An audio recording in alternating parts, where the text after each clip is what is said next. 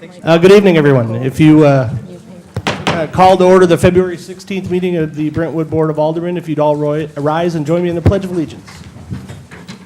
I pledge allegiance to the flag of the United States of America and to the republic for which it stands, one nation, under God, indivisible, with liberty and justice for all.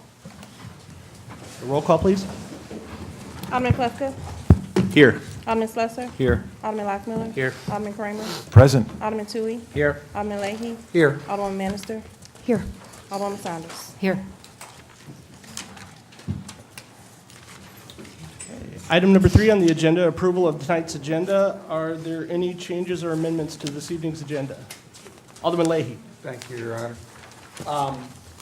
Per an email that I received from the city in regards to questions that I submitted, I would like to ask that we go to an executive session so that the answers to the questions that I did ask could be addressed to the board. Okay. And that would be for both a legal and a personnel reason to go into executive session. In the email response that was sent to Alderman Leahy, 1 second, please. So that's the motion. What was the time? Now? I'm looking for a second. I'll second that motion. Okay, it's been moved and seconded that the board enter into executive session pursuant to legal and personnel exceptions under the Missouri Sunshine Law. I'm assuming that this meeting would have to take place at the end of this meeting. I would prefer that. Let's put it that way. If we do that, then, Your Honor, I'll modify the motion to then request that the budget bill go to a staggered discussion because It's already on a stagger. this thing addresses what's in the budget. It is. So if you're going to push it to the end. Well, no, of the I just said I would prefer it. I'm not, Yeah. I don't want to change your motion. It's your motion. So when are you proposing then, Alderman Leahy, that we go into closed session? Prior to the first and second reading of Bill 6044. Okay, so there would be an 11, let's call it 11B. There would be a closed session. Okay, it's been moved and seconded that the board enter into a closed session at item 11B on the agenda for the purposes of discussing legal and personnel matters. Is there any discussion on the motion? Madam City Administrator. thank you, Mayor Thornton. In the email response that was sent to Alderman Leahy, I spoke with the city's Labor Council prior to sending that out, and their recommendation was that they be present at that executive session as well. We received no knowledge that Alderman Leahy was going to request that this evening, therefore, they're not present here tonight. Okay, thank you. Any further discussion on the motion? Then, Your Honor, may I amend the motion? Sure, it's your motion. You may amend it. Would like to amend the motion that in order to get the board fully up to speed on the questions that were asked, I ask that Bill 6044 be postponed till an executive session addressing those issues can be held and address the issues that were raised. Okay, so Alderman Leahy, I'm going to strike your first motion. I'm going to restate your second motion. You tell me if I've got it correct. Go ahead. Alderman Leahy's motion is now to postpone action on Bill 6044 until the March 7th meeting. Is there a second? I'll second. Okay, it's been moved and seconded that the board postpone action on Bill number 6044 until the March 7th meeting. Is there any discussion? Alderman Kramer. Yes, Your Honor. So, Alderman Leahy, were you planning, you originally planned on having a first reading tonight, or an initial discussion tonight, or no discussion tonight about the budget? I'm confused. When you said staggered. Permission to answer? Sure, go ahead. We could look at a staggering. The dilemma is that I think that the questions in the packets that I put on your desk address what I'm discussing to work with. I think these need to be shared with the whole board and proper answers be provided before the board can make a full informed decision on how to address the issues or if it does affect the budget in Bill 6044. I don't know that you can do a staggered reading and still cover, but we could cover some grounds and get those out of the way. As a practical matter, just and for the board's information, The budget, the Bill 6044 is identical to the budget that was presented in Yes. December. So for all intents and purposes, to have a first reading and then a question and answer session would be a repeat of stuff we've already done. So really, I guess my point is, a first reading tonight would be symbolic only, really, for the most part. So anyway, that's just my opinion, but for the board's information, I didn't know if everybody had a chance to review the entire bill. So Alderwoman Saunders. It's my understanding that once that motion is made, that we will provide our amendments if we have motions to amend the budget, correct? I'm sorry, I didn't understand the first If we're part. going to amend the budget, we'll make those motions at what time in the meeting? We would do it during the discussion of the budget. During the discussion? Yes. Okay, but So those are we wouldn't get amendments. to that to this evening, because if Alderman Leahy's motion to amend the agenda passes, then the budget would not be on the agenda for this evening. Okay, and the other issue I have is that we were supposed to bring forward the issues that we had or check with the city attorney ahead of time so that we could expedite the budget. We wanted to get the budget passed at this meeting, and we were very clear about that. So I wonder, Alderman Leahy, maybe you know why we didn't get this sooner, and some of it seems to me that it's just talking about raise percentages, and that is public information, so I'm not sure if you can make your amendment without needing to go into closed session. Okay. Alderman Leahy? Okay. If you'll take a look at the packet I provided, starting on the second to the last page, you have a December 3rd email addressing questions. There was no response back on the December 3rd email. The city responded on the 4th of February. And on the 4th of February, it was sent to me copying the chairman of Ways and Means and the mayor only, establishing that it would be impolite to have this discussion without the full board being present so that the same information could be shared with everyone. We had the request on February the 2nd to submit all of our questions about the budget and to give it in writing with the intent of getting some better responses. I sent you all a copy of what I turned into the city that evening to work with. In your city administrator packets, you have responses on the city report to 2 other aldermen, but no response to the issues that I raised to work with.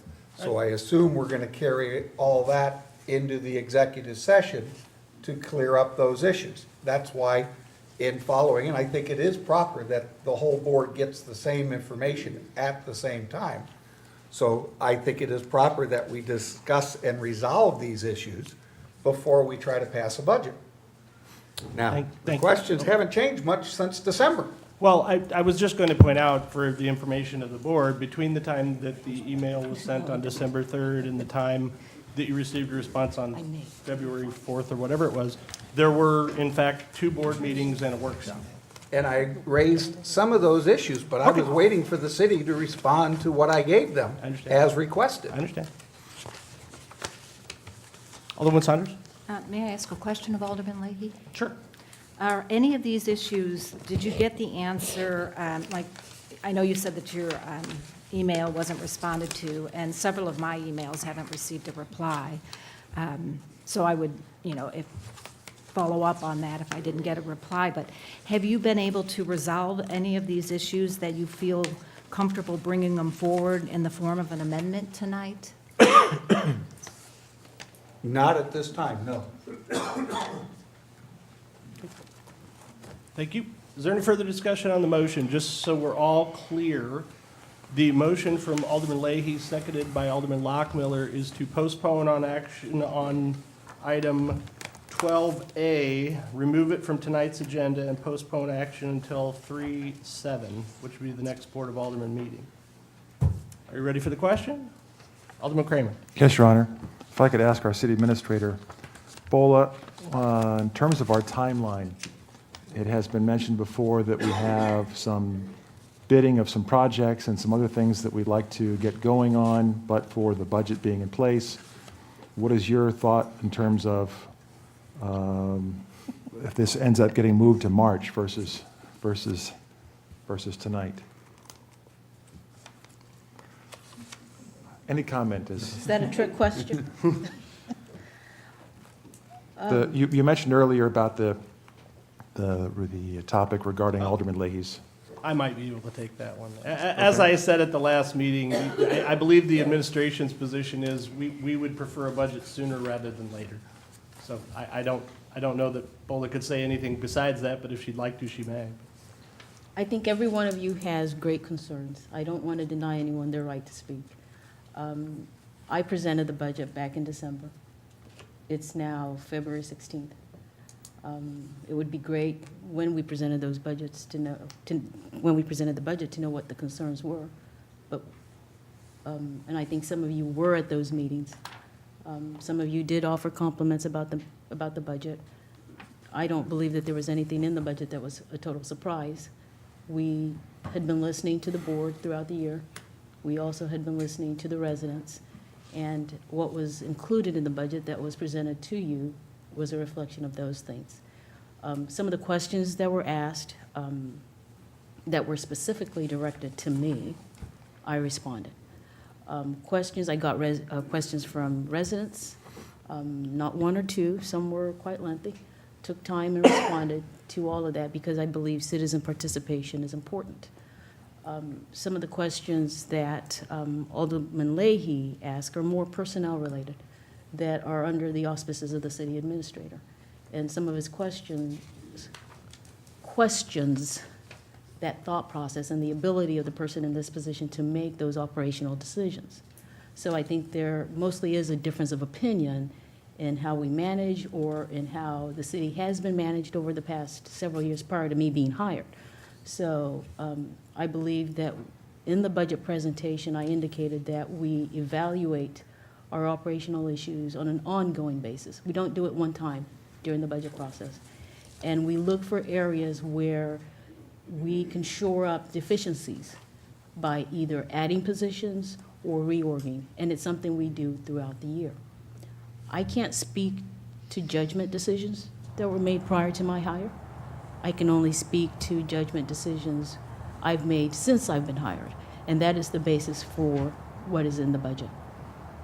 So clearly, we're on a standby mode, doing the minimum, and until the board decides to pass the budget, we will continue to do the minimum.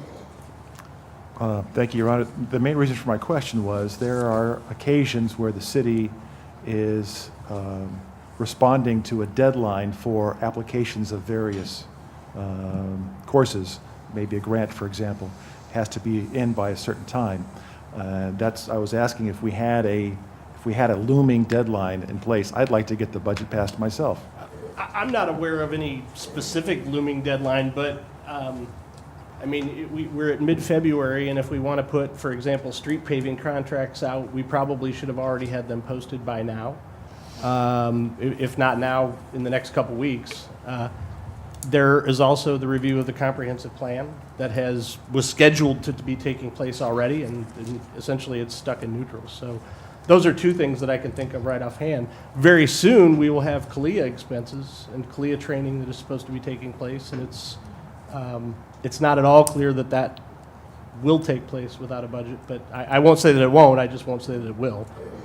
We're still trying to figure out exactly. There are some funds available through seizure property and some of that kind of stuff that I believe can be used without, I don't want to say without budgetary authority, because there's no expense that can take place without budgetary authority, but anyway.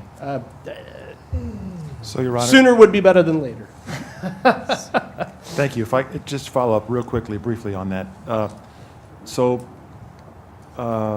The street projects that we have potentially lined up in this year's budget, seems as though a portion of those could be funded by way of the 2015 budget, but not all of them, or maybe a significant portion, possibly no. My question is, Bola, do you remember, if I could, Your Honor, Bola, do you remember this last year for the street projects for 2015? When did we start bidding those projects out? Well, last year, we had a Public Works Coordinator position Sure. that was providing considerably assistance to the Public Works Superintendent. That position is vacant. So in the proposed fiscal year 16 budget, we had requested a Public Works Director position. So that position was going to take the lead on putting those out to bid so that we could focus on other things that were significant or that had priority. So right now, it would primarily be the Public Works Superintendent doing the day-to-day and special projects, and at what point do you become overwhelmed? I wouldn't want us doing, for lack of a better word to describe it, work that leads to, us not really paying attention to detail and going out for proper projects within the scope that we typically do. So we have vacancies in Public Works. I don't want to overwhelm the superintendent that's there. I'm sorry, in 2015, when did we go out to bid for this? I couldn't tell you exactly. It was probably earlier in the year, though? It probably was. February or January? Right. Okay, What the difference this year is we have longer streets, lengths. gotcha. And last year, we had more streets, I think 9. This year, we have 7, but they're longer streets. Okay, thank you, Your Honor. Alderman Chui? I just want to add to the point that Alderman Kramer is making. We could possibly go out and start bidding based on the 2015 budget, but the 2016 proposal is much larger. Then we'll get better pricing if we send it all out in one bid than if we piecemeal a little portion here and then a piecemeal portion on the road. I mean, it's like anything else in life, the more you buy, the cheaper price you get. So I would like to price it all at one time. Alderman Saunders? It seems to me on this list, a lot of these items are items that have been answered, and when we had the workshop, the point was to bring our concerns with the budget to that particular meeting, and, I thought we all did that, and at the end, that we concluded that we were ready for the budget to be brought forward. So I'm sorry, Alderman Leahy, if I misunderstood, but, that was the consensus at the end of the meeting. And some of these issues seem to me that they need to go to the committee first. They're not something that you can discuss just in the form of adopting a budget, such as restructuring police shifts. But like I said, some of these things, the PR person, central receptionist, we talked about at the workshop. Again, the buying used car. Did you not get answers to these questions at all, or the answers are not right, or? Thank you. Alderman Slesser? I'd like to ask the question at this time. Okay. That motion to Call for call the question. question requires a second. Second. Okay, it's been moved and seconded that the board consider the question. All in favor of taking the vote right now, raise your hand. 1, 2, 3, 4. All in favor of sustaining debate, raise your hand. 1, 2, 3. I didn't. Alderwoman Saunders, are you I abstaining? or- had not registered when you first said it. Okay, so which side would you like to I'll vote go, on? I'll stay no, since I missed the first one. Okay, so that would be a tie vote, and we will continue debate. Alderman Leahy. Thank you. To answer Alderwoman Saunders' question, we addressed these questions to the Ways and Means. Excuse me 1 second, Alderman Leahy. Alderwoman Saunders, was that not how you intended to vote? I'm sorry. No, it's fine, just leave. No, no, it. no, It's no, okay.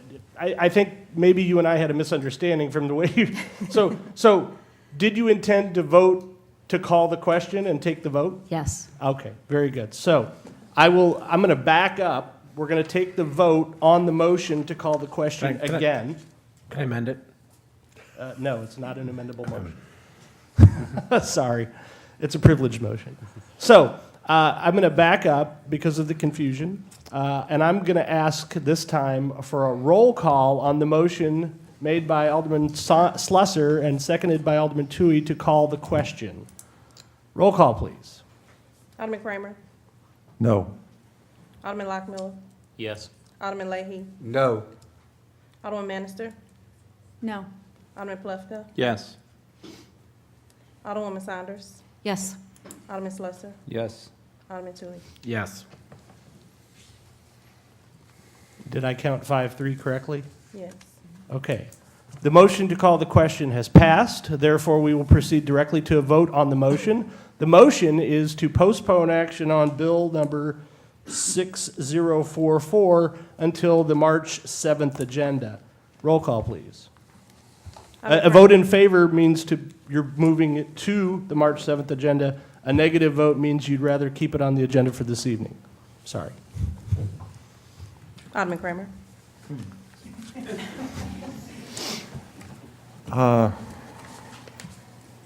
Pass.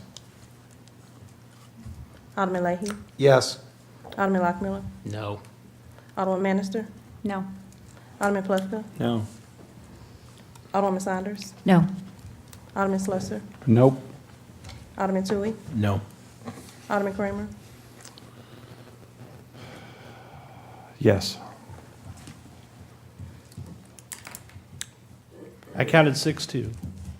Okay, the motion to amend the agenda fails, and bill number 6044 will stay on this evening's agenda. Are there any, I shudder, it's 7:22. Are there any further amendments to the agenda? Seeing none.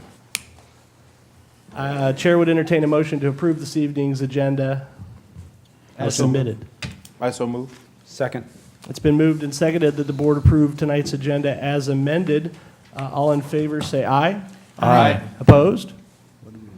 Motion carries. Tonight's agenda is approved as submitted. Item number 4 on the agenda, consideration and approval of the minutes of the February 1st Board of Aldermen meeting. Are there any amendments to the minutes as submitted? If there are none, then by acclamation, the minutes will be approved. Item number 5 on the agenda, we have no presentations or recommendations. Number 6, we have no public hearings this evening. Item number 7, the information that was included in your board packet with respect to the HVAC preventative maintenance was in error. And so in the interest of not wasting the board's time trying to sort it all out, I would entertain a motion to remove the HVAC preventative maintenance bid from this evening's agenda and take it up on 3-7. I'll make that Your Honor. motion. Okay, it's been moved and seconded. That we take the bid for the HVAC preventative maintenance from this evening's agenda and move it to the March 7th agenda. Is there any discussion? Alderman Plufka. Does that also mean that item 12B on the agenda would be removed? Yes, I'm sorry, yes. So, thank you. So Alderman Plufka, could I take that as a friendly amendment? Oh, 12C. Sorry, 12B? And C. And C. B and C. No, just B. No, it's C. C. Just C, sorry, Yes. just C. So it would be the second part of 7A and 12C. And I'll take that as a friendly amendment there, Alderman Plufka. Yes. Second. Okay, it's been moved and seconded that we take the second part of item 7A, move it to the 3-7 agenda, and move item 12C to the 3-7 agenda. Is there any discussion? Seeing none, all in favor say aye. Aye. Opposed? Motion carries. Item 7A, bids. My understanding is Director Grunenfelder is here to present the bid information for the ice rink refrigeration system. Wait, didn't we just move that? No, just the second part, the preventative maintenance. The ice rink, the preventative maintenances of the firehouse, the ice rink bid is in order. For the rec center. So good evening. Yes, we presented or posted a RFP for ice refrigeration, maintenance and repairs, and also HVAC system maintenance and repairs for the community center. And then added the addendum for the fire department, which is where the confusion is. For the RFP, what we asked for is to look at things like the ice rink refrigeration system and floor, the dehumidification system, the fresh air handler, and then all of our HVAC systems, which is the Daikin units, commercial HVAC system that is in place at the community center. We posted it for 3 to 4 weeks, and we received one response from State Mechanical. State Mechanical, we're very comfortable recommending State Mechanical for the following reasons. State Mechanical has been doing the service contract provider at the Brent Recreation Complex for the past 9 years. The technician who does the majority of the work was also working for a different company prior to working for State Mechanical, so he's been in our facility for over 16 years. We've been very satisfied with their work. They also were contracted by one of the subcontractors, helped put in the ice rink refrigeration system. They have firsthand knowledge of what is currently in the building, and they've always been willing to help us and assist us. So the annual cost would be $31,875 for a shortened year. Typically, we've been doing it April to April. I would prefer to get it onto a calendar system, so it's much easier for bidding, or not for bidding, for my budgetary process, so I'm not splitting it up in 2 different budget years. The second year would be $42,500, and the third year would be $45,050. So that is a proposal tonight, and that is our recommendation. Thank you, Director Grudenfelder. Are there any questions? Alderman Slusser. 2 questions, I guess. How does the cost compare to prior ones? And is there a reason that no one else is bidding on it? Is there, these guys priced so low, or is there just not many companies in St. Louis that are doing it? To take the first question, we had $60,000 in the budget for this, so we're well under. It is cheaper in years past, primarily because the greatest expense was paying for the Freon that we typically have to replace. So not having the Freon, ammonia being a little bit cheaper, well, being much cheaper, we're able to bring the price down. So we're under budget, and we'll then adjust our budget moving forward with the prices that we received. The second question is that you have 2 very unique systems. The ice rink refrigeration system, there's only a few companies out there. Off the top of my head, I can think of 4 that perform that work. And then obviously the Daikin commercial system is also a fairly unique system. There's only 3 or 4 service providers in St. Louis who can provide that service. Can I follow up? Sure. Do we reach out? I know a lot of times with audit bids that cities and/or companies reach out directly to firms that they're interested in buying instead of just posting an ad out there. Do we reach out to these other companies as well, or do we just post it and hope that they see it, or? It depends on if we have good knowledge of companies that perform the type of work. Commercial refrigeration and HVAC systems, not in my wheelhouse. Okay. I'll freely admit that. So I did try to find as many companies I could to send it out to. So we do send it out to other companies and Yes. just only one sent it in? Okay, thank you. Thank you. Honor. Alderman Leahy. Thank you. Eric, in the prior years, 2013, 2014, we were at $22,000, $24,000 a year, plus the cost of the extra Freon. Correct. To work with. So we now have a newer system to get with, and we've got the, not Freon, but the other refrigerant to work with, but our cost is now $31,000 for a 9-month period. Does that seem reasonable? Yes, because in the past, the provider is not doing preventive maintenance on our HVAC system. So we're getting both services, and where in the past, we were only receiving the ice rink refrigeration service. The Daikin system is a little bit more complex than what we had in the past. So adding that scope of work increased the price. It's something that we did budget for. Alderman Leahy, does that answer your question? It does, but I'm a little confused. And I guess if I can follow up, if I may. I was under the impression that we did do a contract for that system, and that we were looking at, because we were looking at changing over the whole ice skating rink and the HVAC system, that we were doing it, A, because Freon was going off the market, but the newer system should then have less expense to it. But I'm being told, as a newer system, we may have more because we're expanding the scope of the work that he will be doing? If you look at, and I'll apologize for the long convoluted answer, the service contractor is providing more services because our previous system was older, it wasn't as efficient. If you look specifically at the HVAC units, we had 2 units, one for downstairs, one for upstairs. Now we have over 20 units. So there's just the greater scale, there's one in each room, there's all the changes of the filters, all those sorts of things. Okay. Where you see the cost savings is in energy and efficiency. And we've mentioned how we've already seen a 20 to 30% decrease in energy efficiency costs since we've reopened. That will more than cover the cost of the increase of operational costs. Thank you. Thank you. Any further questions for Director Grunenfelder? Okay, seeing none, thank you. Item number 8 on the agenda, hearing of any matter of public interest upon the request of any person present. If anyone in the audience would care to address the board, please come forward, and you'll be given 3 minutes to do so.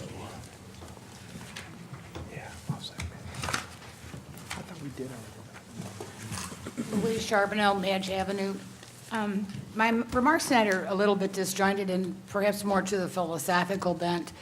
Of late, over the last couple months since we've had the budget standoff, let's call it, various individuals have taken to the social media and castigated various individual members of our board for their actions. I would like to remind everybody that dissent is not dysfunction. We had dissenters at the signing of the Declaration of Independence standing in the back of the room. Dissent, especially when you offer a fix, like Steve did with the stormwater. Tom, you backed him up at the budget forum with your own thoughts on stormwater, your thoughts on new personnel hires. Mr. Leahy has concerns yet about the compensation plan. Maureen with the loggers' participation. These are attempts to control the cost of government, freeing up funds for investment in capital. The mayor, at his cocktail hour, which I faithfully attend, would prefer to invest in capital, he said. Streets, sidewalks, curbs. We deserve a prettier town than we're getting right now. I happened to hear a remark on Sunday morning on PBS.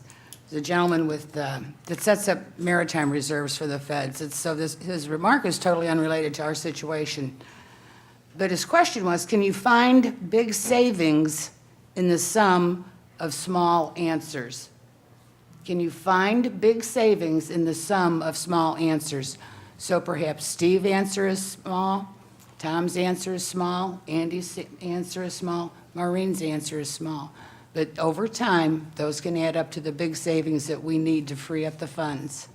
And lastly, just paraphrasing Bill Clinton in 1992 when he was running against the older Mr. Bush, the famous phrase was, "It's the economy, stupid."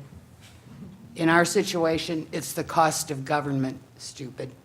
Thank you. And thank you all for your service. Thank you.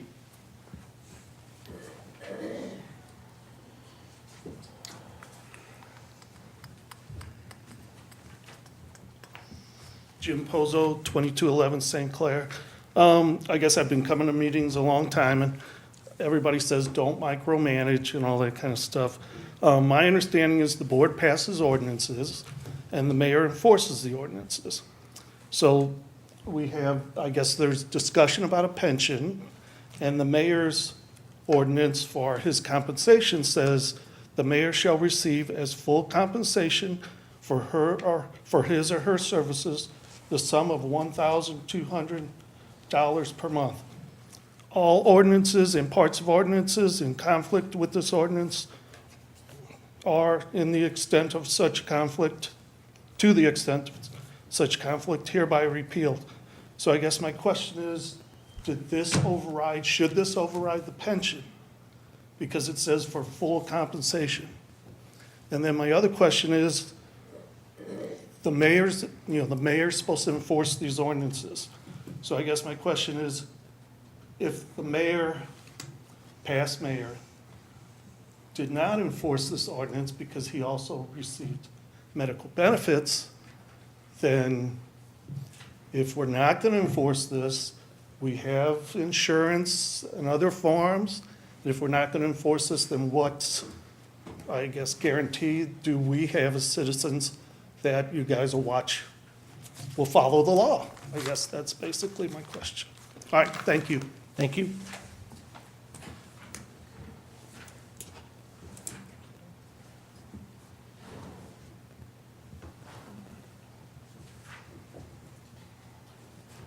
John Nuremberger, 2925 Keller. I just would like to say, I think you all have had plenty of time to go over the budget, to get it resolved, all your issues resolved. It's been 6 months. We don't have a budget. You need to get it settled tonight. Thank you. Thank you.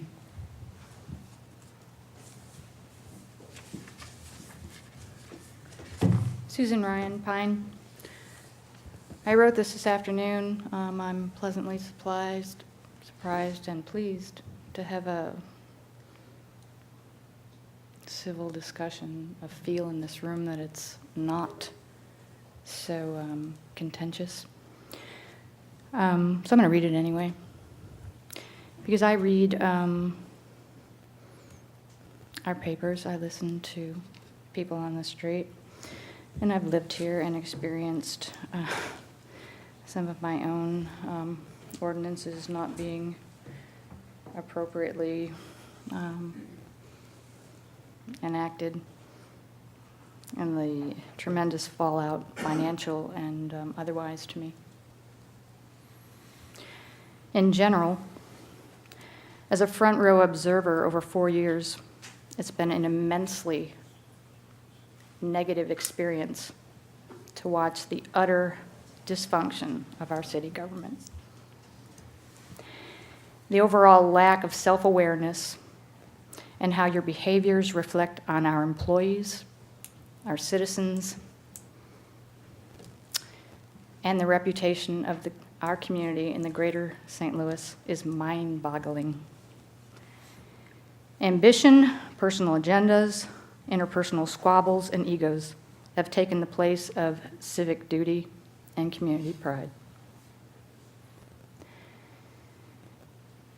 If those involved in our community politics could or would openly, respectfully, and thoughtfully discuss issues without resorting to becoming a bully or behaving like a victim, we may be able to have a mature conversation, heal, and move forward. We don't need a rescuer. We need reasoned individuals willing and able to work together for the overall betterment of our community. I don't know anyone who agrees with the exposed behaviors of the past administration. It does appear that our prior city, had lulled itself into self-indulgent and self-rewarding behaviors that, when questioned or exposed, circled the wagons and brought out the guns. We have come a long way towards addressing those indiscretions. However, we do ourselves and our community a disservice not to find the middle ground and act with decency, civility, and a shared vision to improve the community that we all profess that we love. Thank you. Thank you. Would anyone else in the audience care to address the board? Okay, seeing none. Aldermanic response? Any of the aldermen care to respond to any of the comments? Okay, seeing none. Item number 9 on the agenda, unfinished business, we have none this evening. Item number 10, bills to be given first reading, we have none this evening. Item number 11, bills to be given a second reading. Alderman Slusser? I should have, when we were approving the agenda, made a motion to place this on hold yet again. But in lieu of all the other stuff going on, I forgot. So I guess I'd like to make a motion that we put this on hold again to a date to be determined once I pull up my computer. To, It's the March 6029 conflicts of interest. yeah. I guess I would say the 7th, but the Ways and Means meeting is on the 3rd, and that might not give enough time. I would actually recommend, if The you 21st. take a recommendation, 4/18 would actually, looking at all the committee meetings and what needs to take place, 4/18 would actually be a good. I would make a motion that we extend this, or place this item on hold till April 18th. Second. Okay, it's been moved and seconded that the board remove item 11A from tonight's agenda and postpone action, the second reading on bill number 6029 until April 18th. Is there any discussion? Alderman Leahy? and the April date, will we be considering the bill that has been presented, or will you be having an amended bill that you talked about a few months Well, back? I actually, that's a good question, thank you. I think during previous discussion, and I'm not sure that we have a motion on the record to this effect, but I think the previous discussion was that it would be going back to the committee for possible further revision. So I guess, Alderman Slusser, if you would agree to amend your motion to refer the bill to committee in the interim, that would make it clear that it's going back to committee and then coming back, so. I'd give a thumbs up, but I got to get certain in line. Sounds good. Yes. Will you re-second? Yes, I'll Okay, resecond. very good. So the motion then, to be clear, is that we remove Bill number 6029 from this evening's agenda and postpone action until 4/18, and in the interim, the bill be referred to committee for further review. Is there any discussion? I guess I. Alderman Slusser. Follow up on my motion there is that if it's gone back to the committee, would we not place it on hold then if we're referring it back to the committee, if the committee needs to talk more than once or twice about it? The Or- committee could simply report back that they're not ready to consider it at that point. Okay, so, thank you. Any further discussion? Seeing none, roll call, please. Alderman Kramer? Yes. Alderman Leahy? Yes. Alderman Lockmiller? Yes. Alderman Manister? Yes. Alderman Plufka? Yes. Alderwoman Saunders? Yes. Alderman Slusser? Yes. Alderman Tui? Yes. Okay, bill number 6029 will be referred to the Ways and Means Committee and postponed until the 4/18 agenda. Let's see, that's gone. Item 12A, bills to be given first and second reading, bill number 6044. Mr. City Attorney, first reading by title only, please. Yes, Your Honor. Bill number 6044, an ordinance adopting the annual budget for the city of Brentwood for the calendar year 2016 and providing for the effective date of this ordinance. Thank you. Synopsis, please. Mr. Kramer. Yes, Your Honor. Bill 6044, the first and second reading, proposed for the adoption of the fiscal year 2016 budget for the city of Brentwood. This bill adopts the annual budget for the city of Brentwood for the calendar year commencing January 1, 2016 through December 31st, 2016. Total revenue budget for all the funds is $20,245,188, and total expenditure budget is forecast at $19,910,686.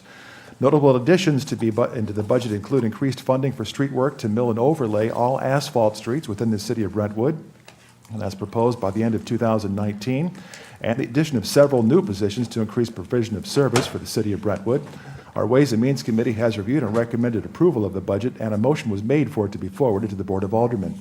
On December 21st, 2015, the board did not approve the budget for 2016 with a vote of 4-3, and the language contained in Bill 6044 remains and stand for consideration this evening, Bill 6044. Okay, thank you, Alderman Kramer, and I apologize. I did not mean to demote you to Mr. Kramer. No, it's okay. It's all good. Unintentional. Madam City Administrator, do you have anything you want to say on this, or are we good to go? I think we're good to go. All right, very good. Does anybody have any questions they'd like answered before we move to the second reading? Alderman Leahy. Yes, Your Honor. I'd like to ask a couple of procedural questions following up the earlier comment during the public. The city passed the ordinance for the reserve funds, in which we required that if we were pulling money from the reserves, that it would be a one-time expenditure, and that it had to have a supermajority vote by the Board of Aldermen in order to make that happen. The budget in front of us has us pulling $500,000 out of the reserve funds, and it acknowledges that we did this last year without taking the vote either. So procedurally, I'd like to resolve that problem, and I'd like to know how we can do that legally. Actually, I think we resolved this at a previous meeting. So as Alderman Slusser explained, we are not actually moving items out of a reserve fund. We're simply taking them from unallocated revenues from this year. So as such, it doesn't require a majority vote. I sent an email to that effect and asked you all to read Bill 4443, because the definition at the time that Mr. Slusser made that definition for you to rule on the motion was in error and did not conform to the bill. So I provided you all with a copy of that bill to show that the money is in reserve funds and that we do need to pull it if we're going to do the streets this year. And we need a supermajority, but we've already done this once before without proper approval. Are we going to do it again this year? Okay, well, if you're asking me to make a ruling from the chair, I will, and I'll rule. No, I'm asking you to follow the code that we passed, sir. This budget does not do that. Okay, I've read your emails. I do not believe that what we are doing conflicts with any of the ordinances that are on the books or Robert's Rules of Order. So the ruling from the chair is that we will take this as a majority vote. I respectfully disagree with the chair's interpretation, and I ask for the city attorney to weigh in. I don't believe the city attorney has had a chance to review this issue. I have not. Do you have a If copy? you'd like Alderman Leahy to take an appeal from the decision of the chair, we can take that to the vote of the board if you like. So moved. Be your second for the appeal? Okay, seeing none, the appeal will die for lack of a second. Second question, if I may, Your Oh, Honor. No, not just yet. Actually, these questions would be better handled during discussion of the bill. You asked if we had things that we Yeah, wanted. well, what I meant was questions. Typically, what we do after the first reading is we have questions about factual type questions. So I guess if it's procedural, Alderman Leahy, sorry, we can go ahead and do it now if it's procedural. But if it's substantive in nature, I'd rather do it during the discussion. So. I can hold off to the second. Well, reading. no, honestly, if it's procedural like your last one, that's fine. But I had a sense that you were going somewhere else. No, staying with procedure. Okay, go ahead. If I may. Procedurally, we passed Bill 6019, Bill 6019, I don't recall the ordinance number. This is on the It was the compensation plan. compensation, That's fine. the step plans, and salaries. And the way the bill is written, and in discussions with you, Your Honor, on this bill, we learned 2 weeks ago, that the city has already done the step plans thing, but also initiated raises along with the budget, which we have yet to approve. And this board did not vote to make a step plan year. We agreed to do the longevity and to establish initial step startings. So I'm asking procedurally, how did we get to the point of allowing raises to go on top of that? Okay, well, I'm going to call that a substantive issue. If you care to have a discussion of that, that's probably appropriate for another time.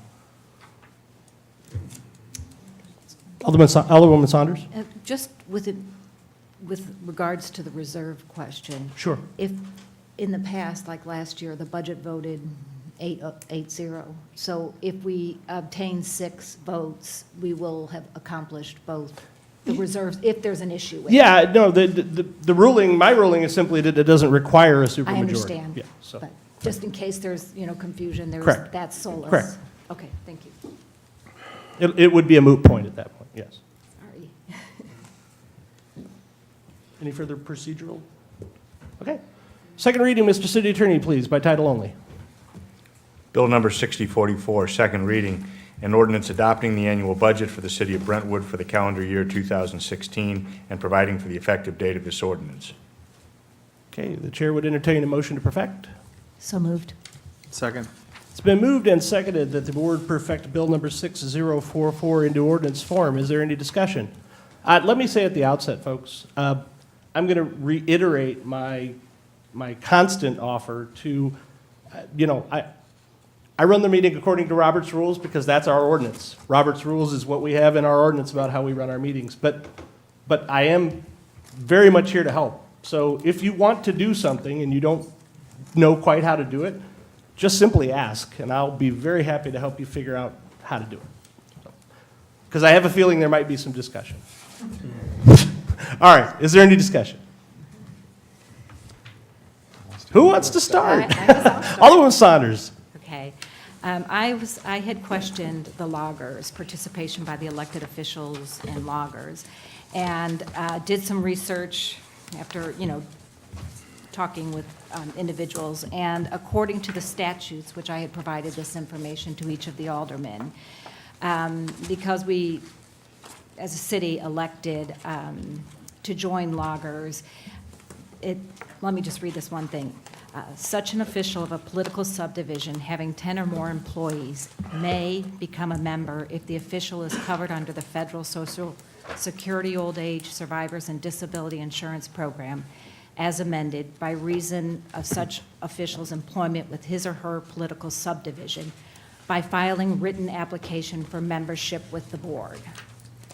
And then later it goes on to say that if they belong to the Social Security, then we must allow the elected mayor and individual governing body members to choose to be members of loggers by submitting their written application. So my motion to amend the budget, I move that page 74 of the proposed 2016 budget be amended as follows.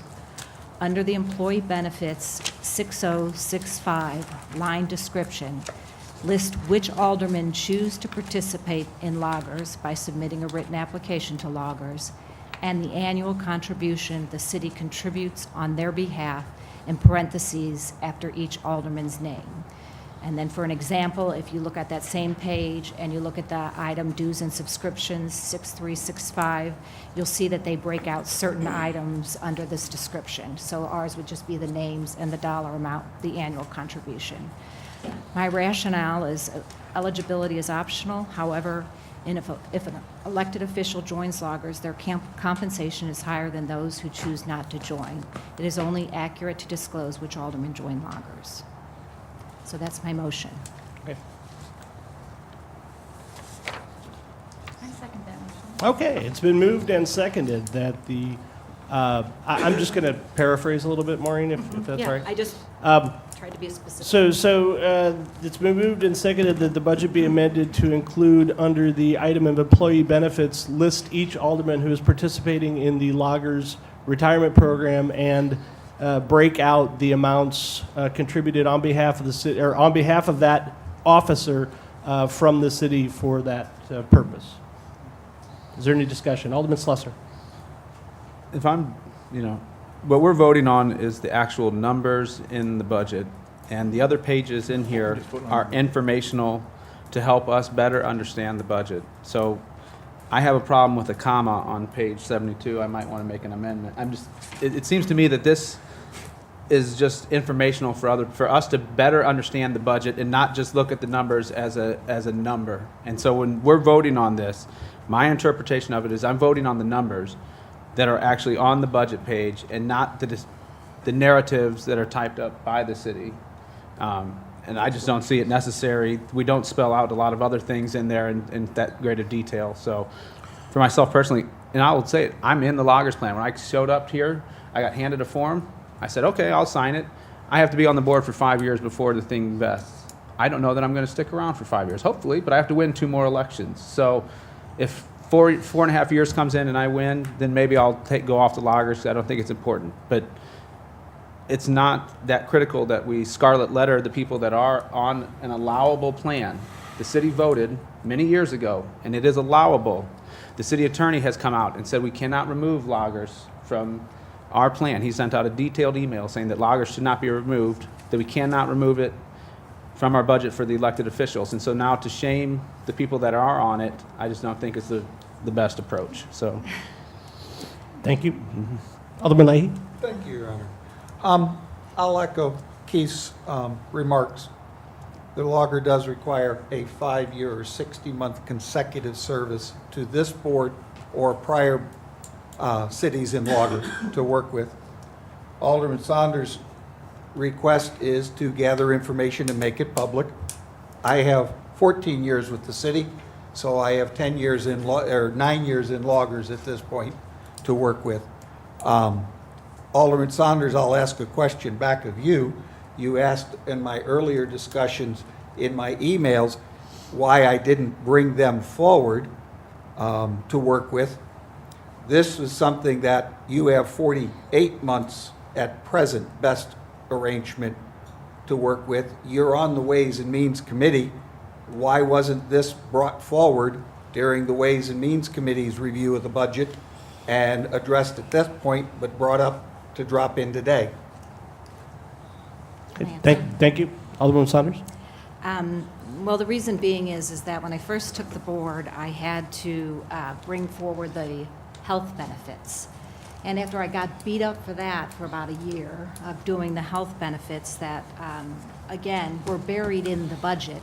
And you, Alderman Leahy, told me that you thought that you were, that you didn't know the city was paying for you, that you were only paying for your wife. But those benefits, so I got beat up a lot for that. So I decided, that until it became, until I was ready maybe to address another issue, I would just let it lie. And so now, also with an election coming up, I think these are things that are important for the public to decide. These are the issues you want to vote on, not personalities, not, name calling or anything, where you stand on an issue. 13 other cities do not participate in loggers. Their elected officials don't. They are paid less than we are. And so as far as removing the city from loggers, no, you cannot remove the city. But the elected officials are there voluntarily in that they volunteer to participate. And I think since we were trying to hold the employees' salaries at 75th percentile, that we should at least first take a look at our own, as you said, Alderman Leahy, that we should hold back our salaries, which never came forward in a form of a motion. But I definitely don't think that we should be receiving benefits. And if we don't feel like we're compensated adequately, do it in the form of asking for an increase in salary, but not by throwing in benefits where it's difficult to determine whether we qualify, we don't qualify, and then you have to look for it in the budget, because in the past, that's how they approved it. That's why the description, Alderman Slusser, is so important. And personally, for me not choosing to become part of Slusser, if you want, part of loggers, is important. I think it makes a statement. So if you want to do the reverse and say Alderwoman Saunders chose not to be part of loggers, then I would want that there, because there is a difference whether you choose to participate or not. It's the residents' tax dollars. It's not the dollar amount. It's the principle. Thank you. I'm going to just remind the entire board that the motion before the board is to amend that specific part of the budget to break out the names of the aldermen who participate and the amounts the city is contributing on their behalf. If we could keep our remarks narrowly tailored to that subject so that we could debate this subject and move along to the next amendment, that would be helpful. Alderman Plufka. Thank you, Mr. Mayor. Instead of talking about possible motivations, I'm going to try to confine my remarks to the merits of the motion itself. I think the motion has merit. I understand the legalities involved and the protections that require, once it's offered to some employees, it must be offered to all. And I understand the requirement to live within those boundaries.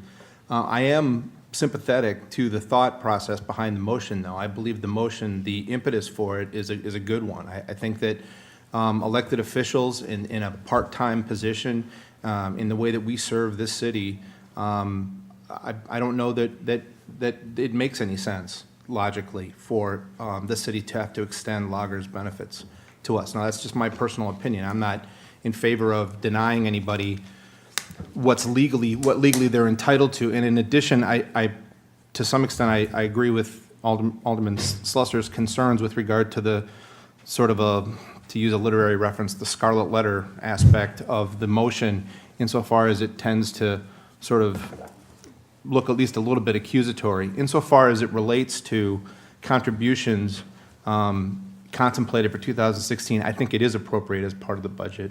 And I guess that's my comment. Thank you. Thank you.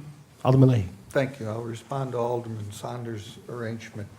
Yes, I raised the issue 3 times, not once, 3 times, to start with cutting the pay of the alderman and the mayor. I am going to ask you I'm to- going to stay within in the confines. to work with. That's been done 3 times in the last 4 years.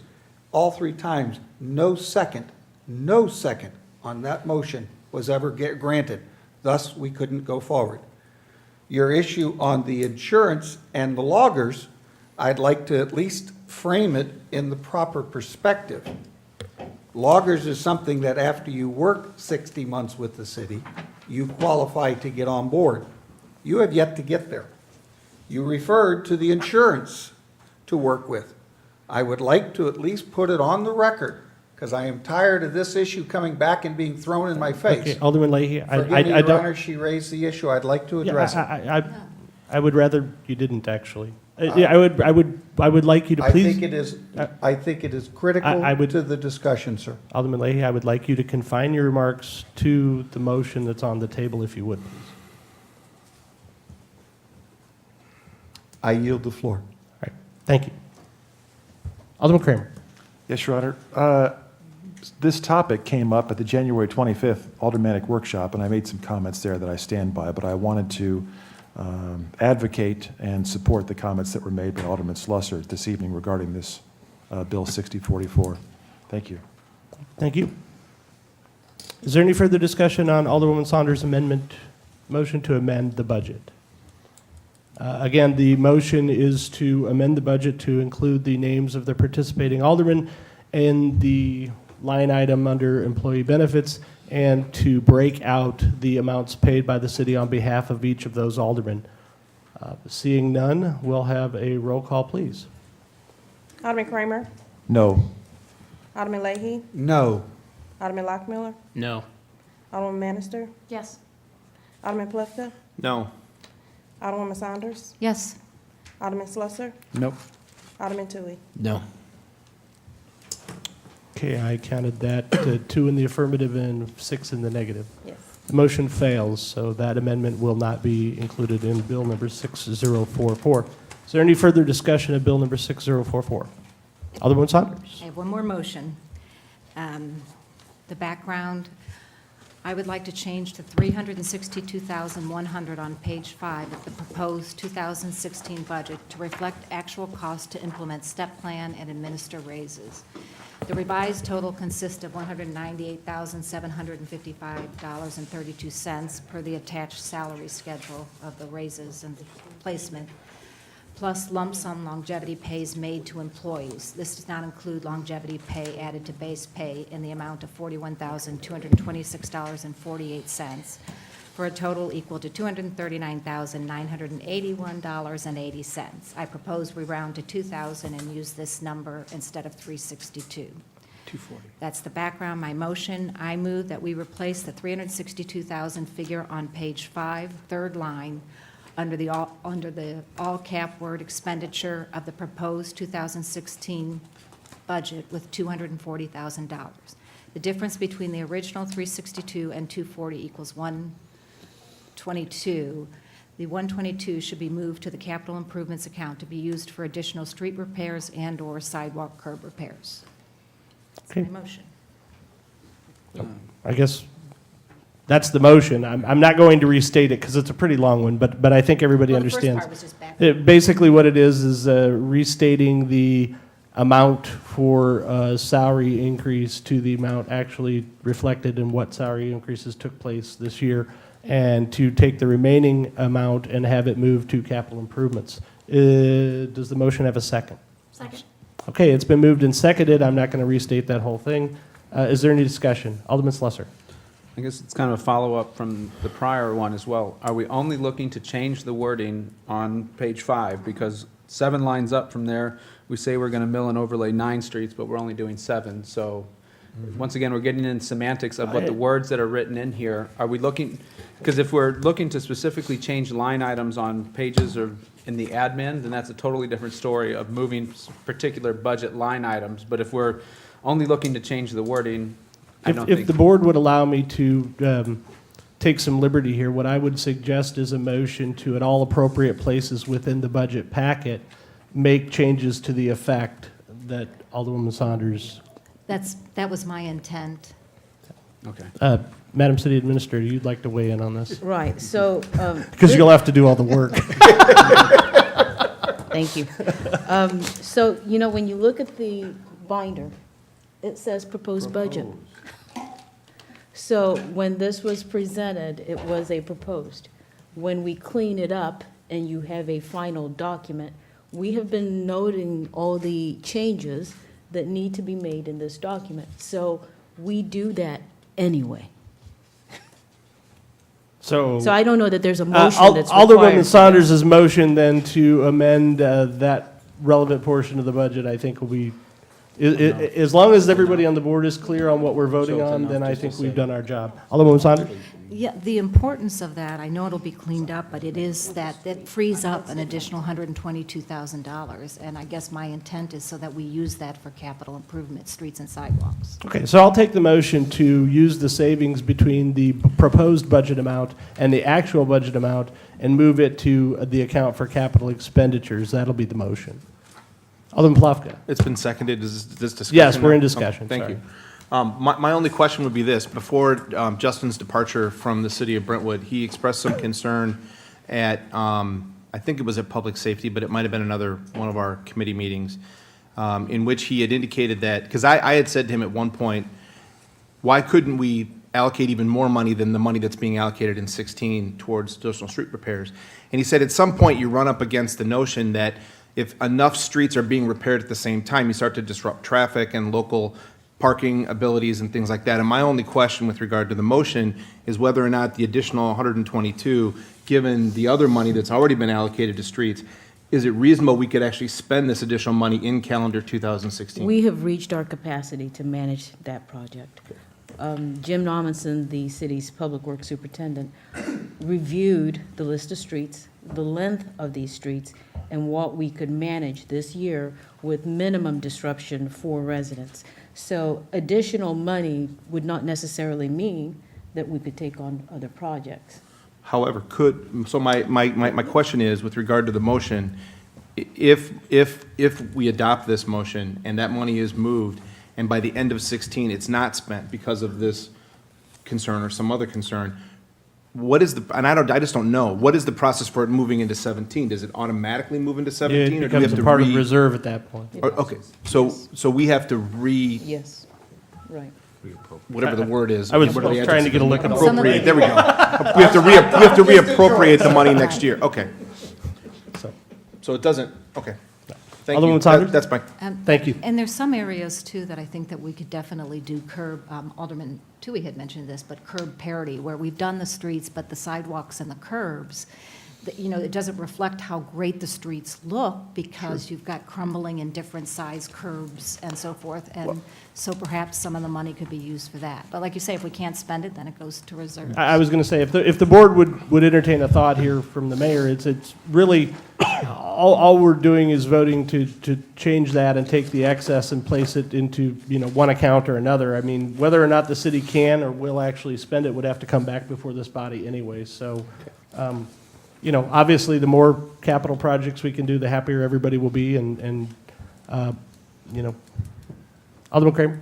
Yes, Your Honor, if we could ask the city administrator for an opinion on this motion. We were going to clean up the budget with this. This would not have been addressed during that part, no? No.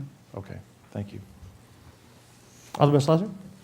I guess I'm just wondering how much work is it going to be for the staff to go line through each salaries line and adjust the budget to what we think it's supposed to be for this and the new hires, and then allocate it, I guess, at your leisure to a capital improvement. I'm not against capital improvement before anyone thinks that I want the streets to be improved. I want us to be using our funds to increase the streets. That's one of the things I said. I just worry about administratively how much of a headache we're going to cause for our staff to move $122,000 that we're not likely to spend on streets anyway. Or it's possible that if we had a giant project come up, that we would have the budget flexibility later in the year to amend the budget to take on additional projects. I just wonder if that would be a better use of our staff's time. I guess I would like to point out that we do in fact do exactly that anyway, right? I mean, it's No. typical do. that we would execute a budget amendment at the end of the year in any That event. would- so.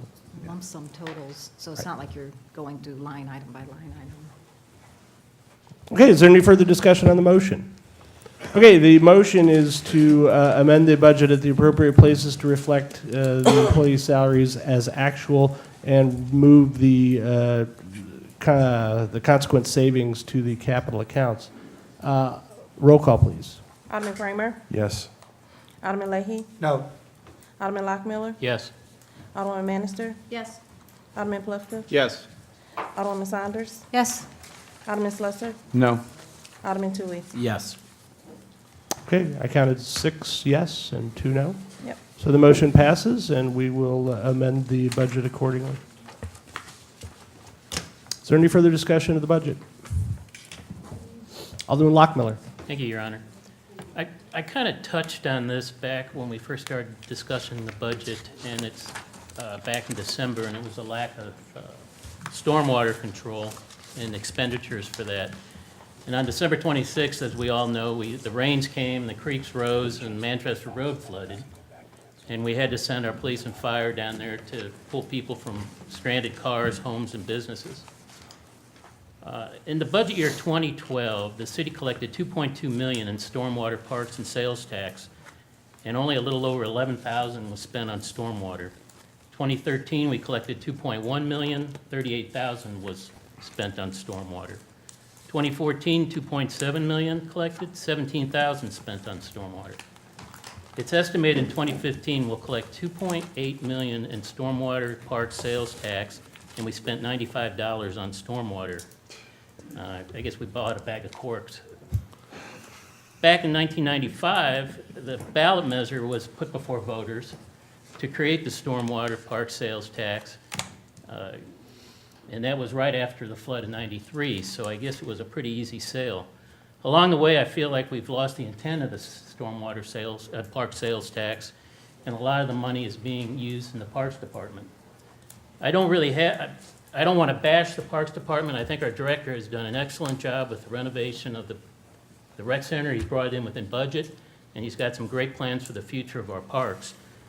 But I think if we're ever going to address improvements along Manchester Road, we're going to need to set a plan aside and put investment away to handle what comes up as far as flooding and get back to the intent of the sales tax. I had originally proposed taking the stormwater expense and raising it from $75,000 to $375,000 this year. But I don't think in any one year, $375,000 is going to solve our problem. So if you're following along here and at home, if you turn to page 20 in your budget, and I'm looking at column 16, it's budget for 2016, and if you go under Stormwater and Improvement Fund, there's a line item, Asset Fund Balance, Capital Reserve, currently has $894,308 in it. I would like to amend that item to be reduced to $494,308, and then create an assigned fund balance of capital reserve for stormwater and of $400,000 that would always earmark money for the stormwater in that reserve and to be built on going forward. Thank you, Your Honor. Okay. second the motion. It's been moved and seconded, and I'm not even going to begin to try to restate that, but I think, let me see if I can get the gist of it. To take the Park and Stormwater Capital Reserve Fund that is currently at about $829,000. $894,000. $894,000, thank you, and reduce it to $494,000 by creating a separate Stormwater Reserve Fund of about $400,000. Is that Thank you. more or less it? Yes, sir. All right, very good. It's been moved and seconded. Discussion, Alderman Leahy. If I may, on your motion, this would be a one-year effort, or would you then wish concurrent years to continue funding that reserve balance? Well, I Well, by understand. definition, our budget can only be for the current year, so. Okay. It would only be, by Binding for definition, this yeah, I year, just want to make this sure, year. I'm sorry, I didn't mean to interrupt, but I mean, we are discussing the budget only for 2016. Anything that we say about 2017, 2018 is absolutely, it can be our wish, but it's just that. Alderman Slesser.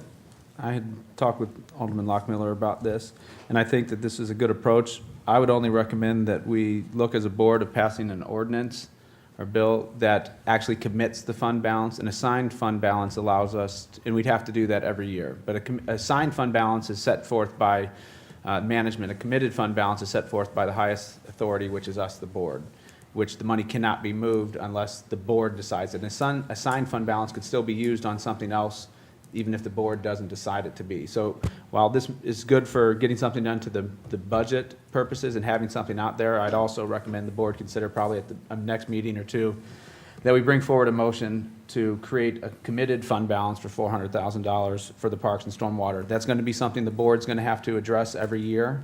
As a committed fund balance, the board's going to have to make a decision year in, year out as to how much they want to commit to this project. And this will enable us to build up a coffer for potential future things. So I support what he's going for here. I think it's a good first step, but I think that we should also move it up the ladder to a committed balance, which is a much more restrictive balance, with that then would force only the board decision to move that money out of there. Thank you. Alderman Plefka. Thank you, Mr. Mayor. So in the way the motion is right now, do we need to add language that would discuss or describe subject expenditures that would be appropriate, or is that only when it gets to be a committed fund balance? That would only be when it's a committed fund balance Okay, pursuant so to that's an something later down pursuant the to an road. ordinance, yeah. I see.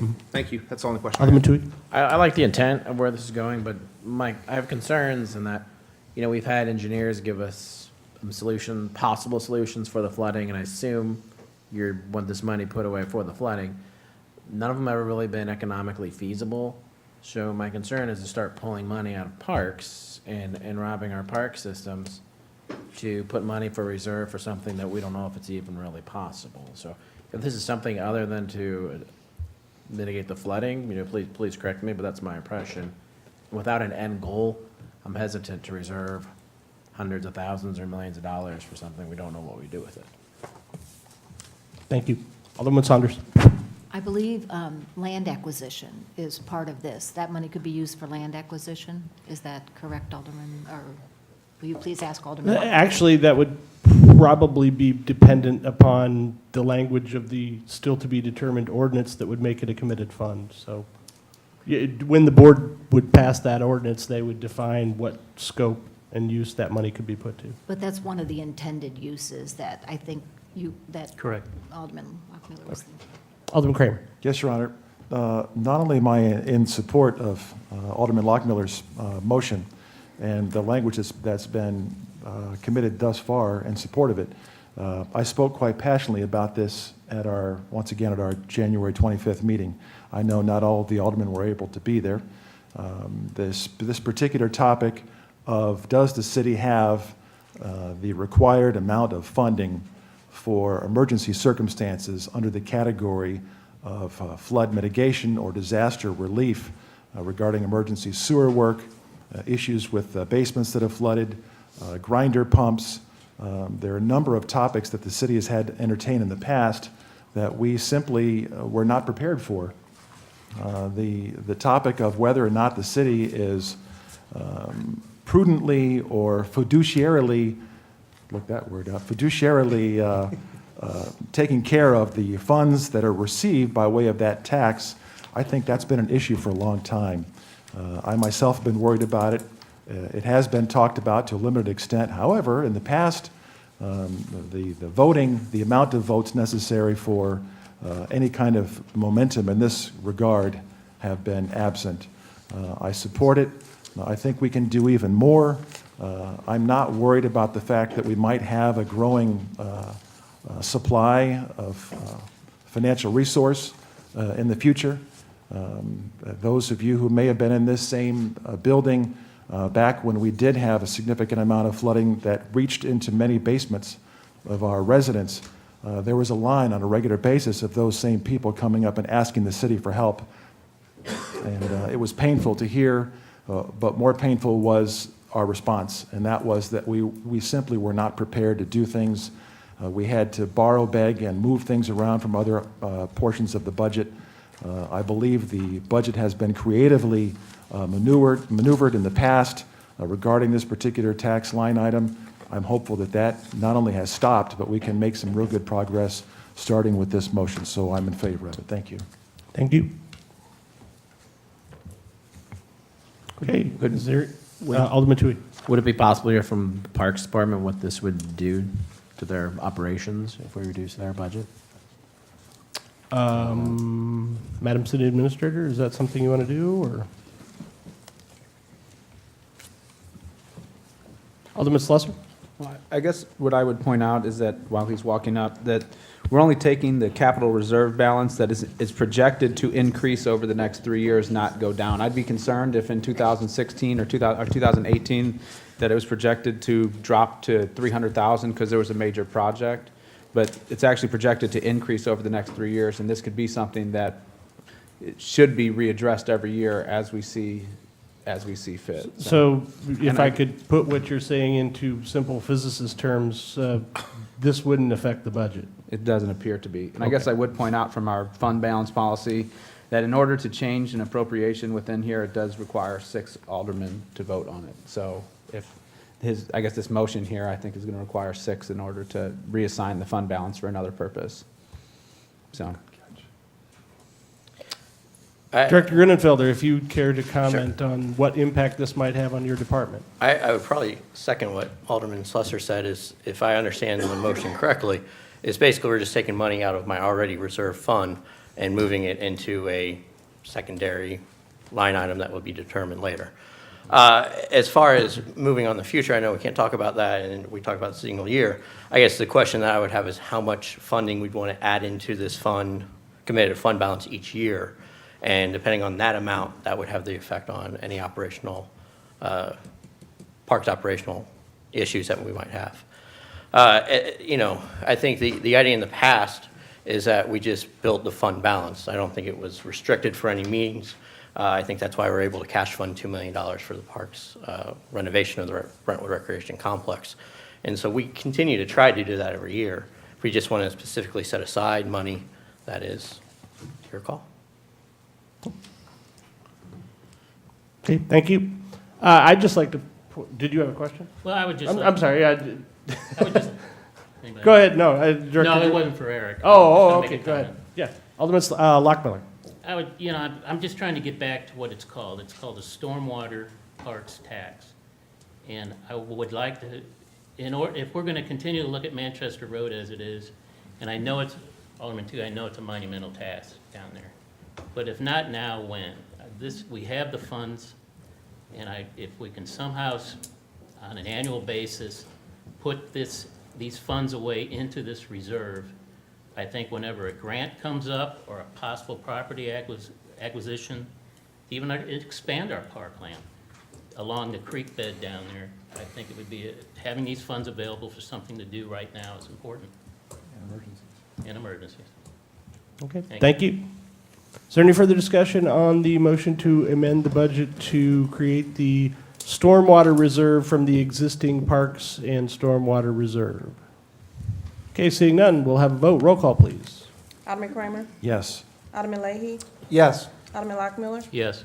Alderman Bannister? Yes. Alderman Plufka? Yes. Alderwoman Saunders? Yes. Alderman Slusser? Yes. Alderman Tui? Yes. I counted 8 in favor. The budget will be so amended. Is there any further, Alderman Leahy? Thank you, Your Honor. My question, I guess, is a little procedural because I don't have a full grasp. So forgive me if I repeat myself and work in that direction to work with. In the November meeting to the city administrator, if I may, there was a question that I raised on the parks expenditures, on why we would want to take money from the park revenue and put it strictly in the stormwater park funding account. And I'm not sure why this is a benefit to the city. Can we start with that question to explain how this works to our benefit? Madam City Administrator, would you care to take that? So there are a number of revenue line items in the general fund that are strictly attributable to parks-related activities. So since there are parks employees who are also in the general fund, and we are moving them to the Parks and Stormwater Fund, which is where we're proposing that they be paid from, and the fact that because of the renovation of the community center, and the fact that we are bringing in staff who are a little bit more knowledgeable about interacting with the public and generating additional interest in some of our leagues or activities, that it would be cleaner to pay for these people out of the same fund where their revenues are generated. So that's why we're moving those revenue line items that are specifically from Parks and Rec activity to the fund that is designated for that, Parks and Stormwater Fund. Okay, now, thus, when I get the sales tax money in, and I'm gonna use Mr. Lockmuller's figures, $2.8 million comes in this year from the tax. That's free to expend on those activities? Or how do we limit, now that he's asked and accomplished, so much money comes off that in order to cover storm? Well, also, if you recall that because of action taken by Ways and Means last fall, they did approve increasing those fees that we Yes, charge people. So instead of 500,000 that was generated in fiscal year 15, we're proposing that those same fees will generate up to, I think, 900,000. I'm looking for that amount in here. So you will have the sales tax that's coming in already. Then you will have an additional 400,000 that's coming into the fund. And if you look at those positions specifically, I don't believe the cost of those positions total that same amount. So you will see savings that could be allocated to other functions and activities within that fund. okay, but still stay within the restriction of stormwater park sales tax limitation, because we can't No, spend it outside that limit. it's total fund. Okay, Sales tax is a separate line item. Then you have these fees that come in. Let me read off those fees for you, so that might. which page are you? I'm trying Take your to time. identify them. So for instance, on page 36, towards the middle of that, starting with 4,300, Okay. account number 4,300. Yes, So program fees, sports, recreation fees, fitness, general programs, special events, senior programs, every revenue line item that had a number populate that column in 15 and have been zeroed out in 16, 17, 18 have been transferred to the Parks and Stormwater Fund. okay. Can I take a little shot at this one? Yeah, go ahead. Because this is Andy, Alderman Leahy, this is something I looked at when I was actually going over the budget prior to deciding whether or not to make a run for the position of mayor.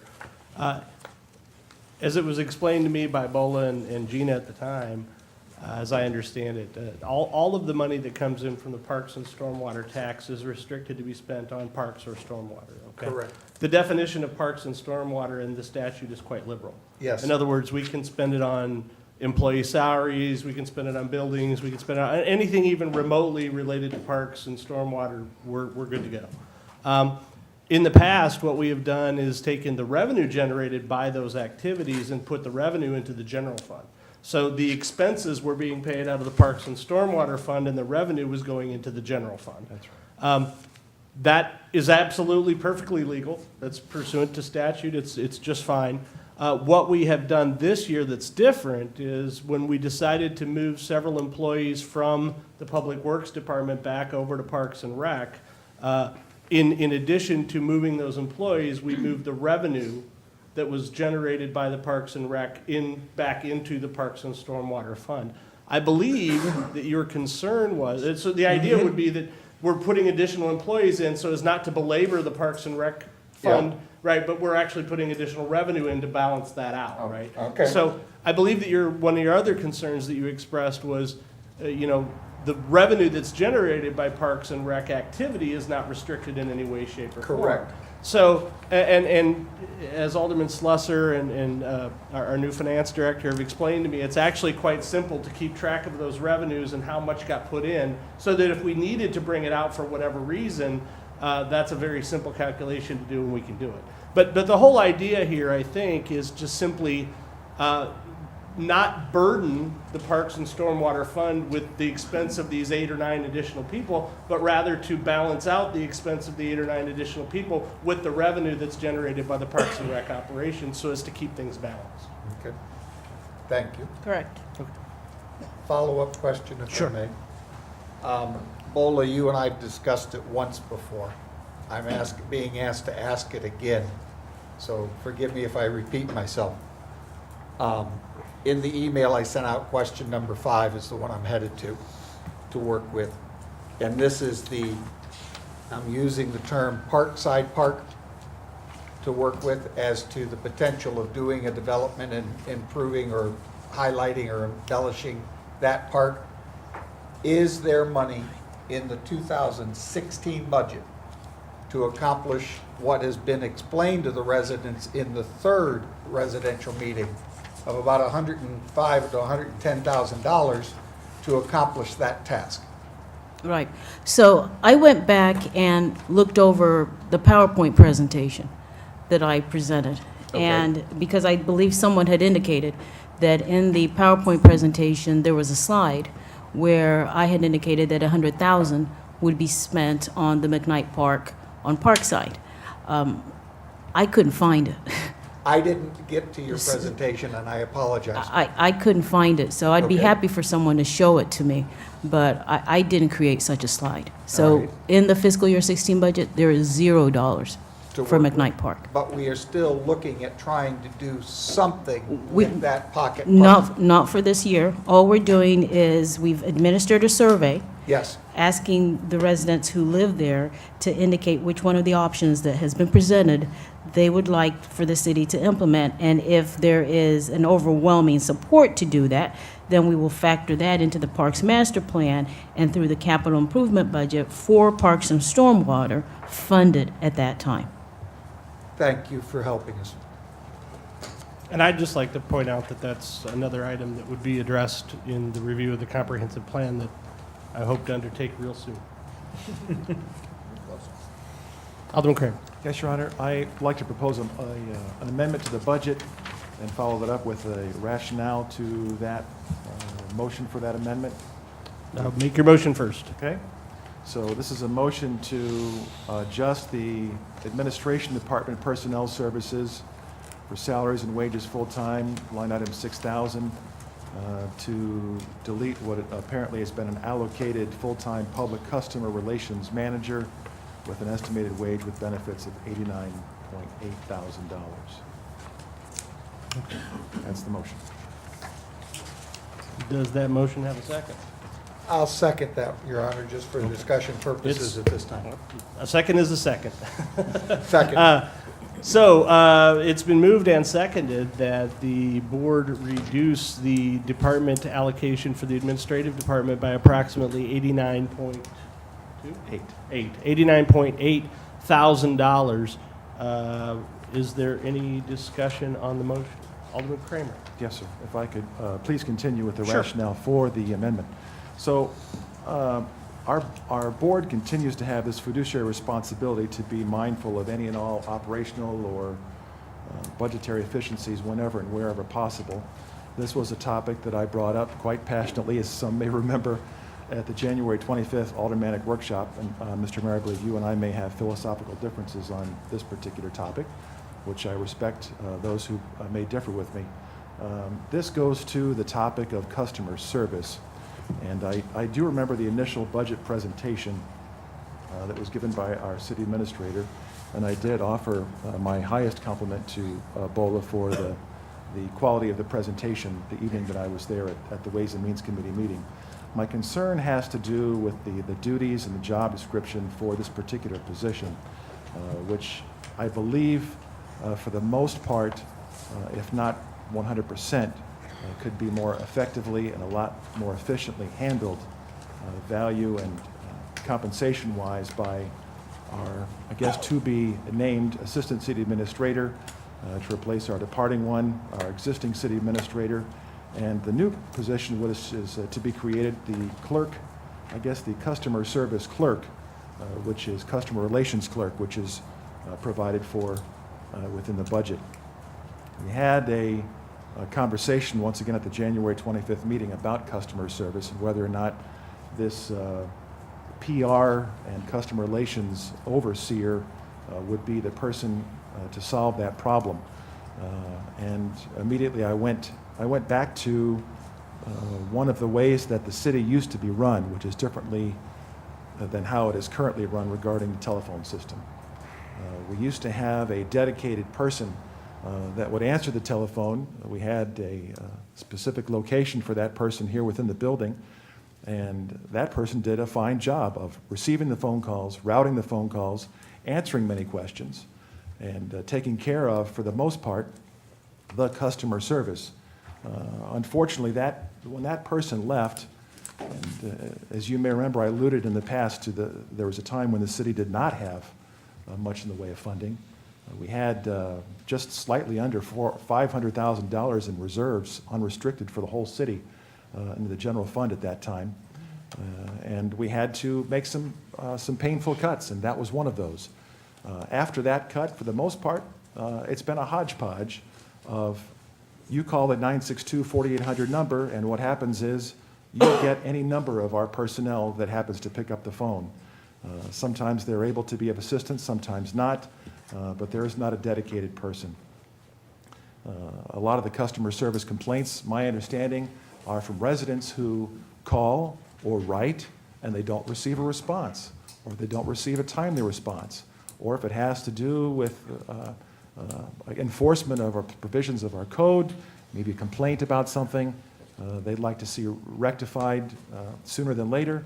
Sometimes the rectification or solution doesn't come. It's a very frustrating experience. We've had residents come up and speak to us on a regular basis about that frustration.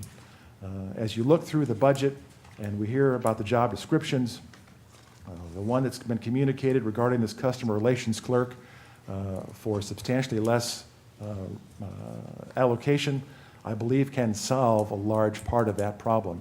And I believe we should allocate funds just for that position for now. That clerk position can handle the reception duties. I don't know exactly where in the budget we have currently any detail for exactly where or how that the podium or reception suite or area is to be constructed, or where it's going to be and how it's going to be, or what the timeline is. But whenever that is done, Your Honor, I believe that clerk can handle the lion's share of it. Trying to allocate another $89,000 in salaries and benefits to someone else that will oversee that person, who's also supposed to write PR releases and do, I guess, activities in benefiting the city's PR, I think is superfluous. I think it's unnecessary. I think it's an unwise expense. One of the things that the city was able to do in the past was to fund radio time, the crossroads of the county, and try to encourage the shopping here at our residential and commercial crossroads for the county. That campaign was expensive. $80,000 goes a long way in buying radio time. It goes a long way in streets, whether we get to spend it this year or in the future years. So, Your Honor, I'd like to, I guess, wrap up by saying that the savings that can be accomplished through the deletion of this particular position could be revisited, perhaps in the future.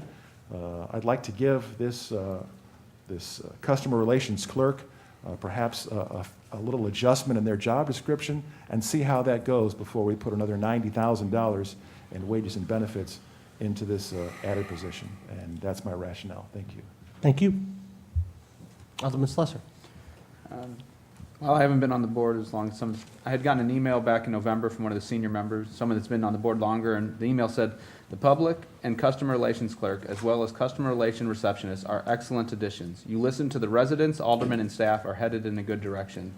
And for me, that's someone that's been on the board for longer than I have, if they write a recommendation like that to Bola about the position, then I think that's good enough for me that, you know, this person has listened to residents for many years and have heard many things that would justify having this position on the board. So I guess I do not support the amendment. I support keeping this position in place.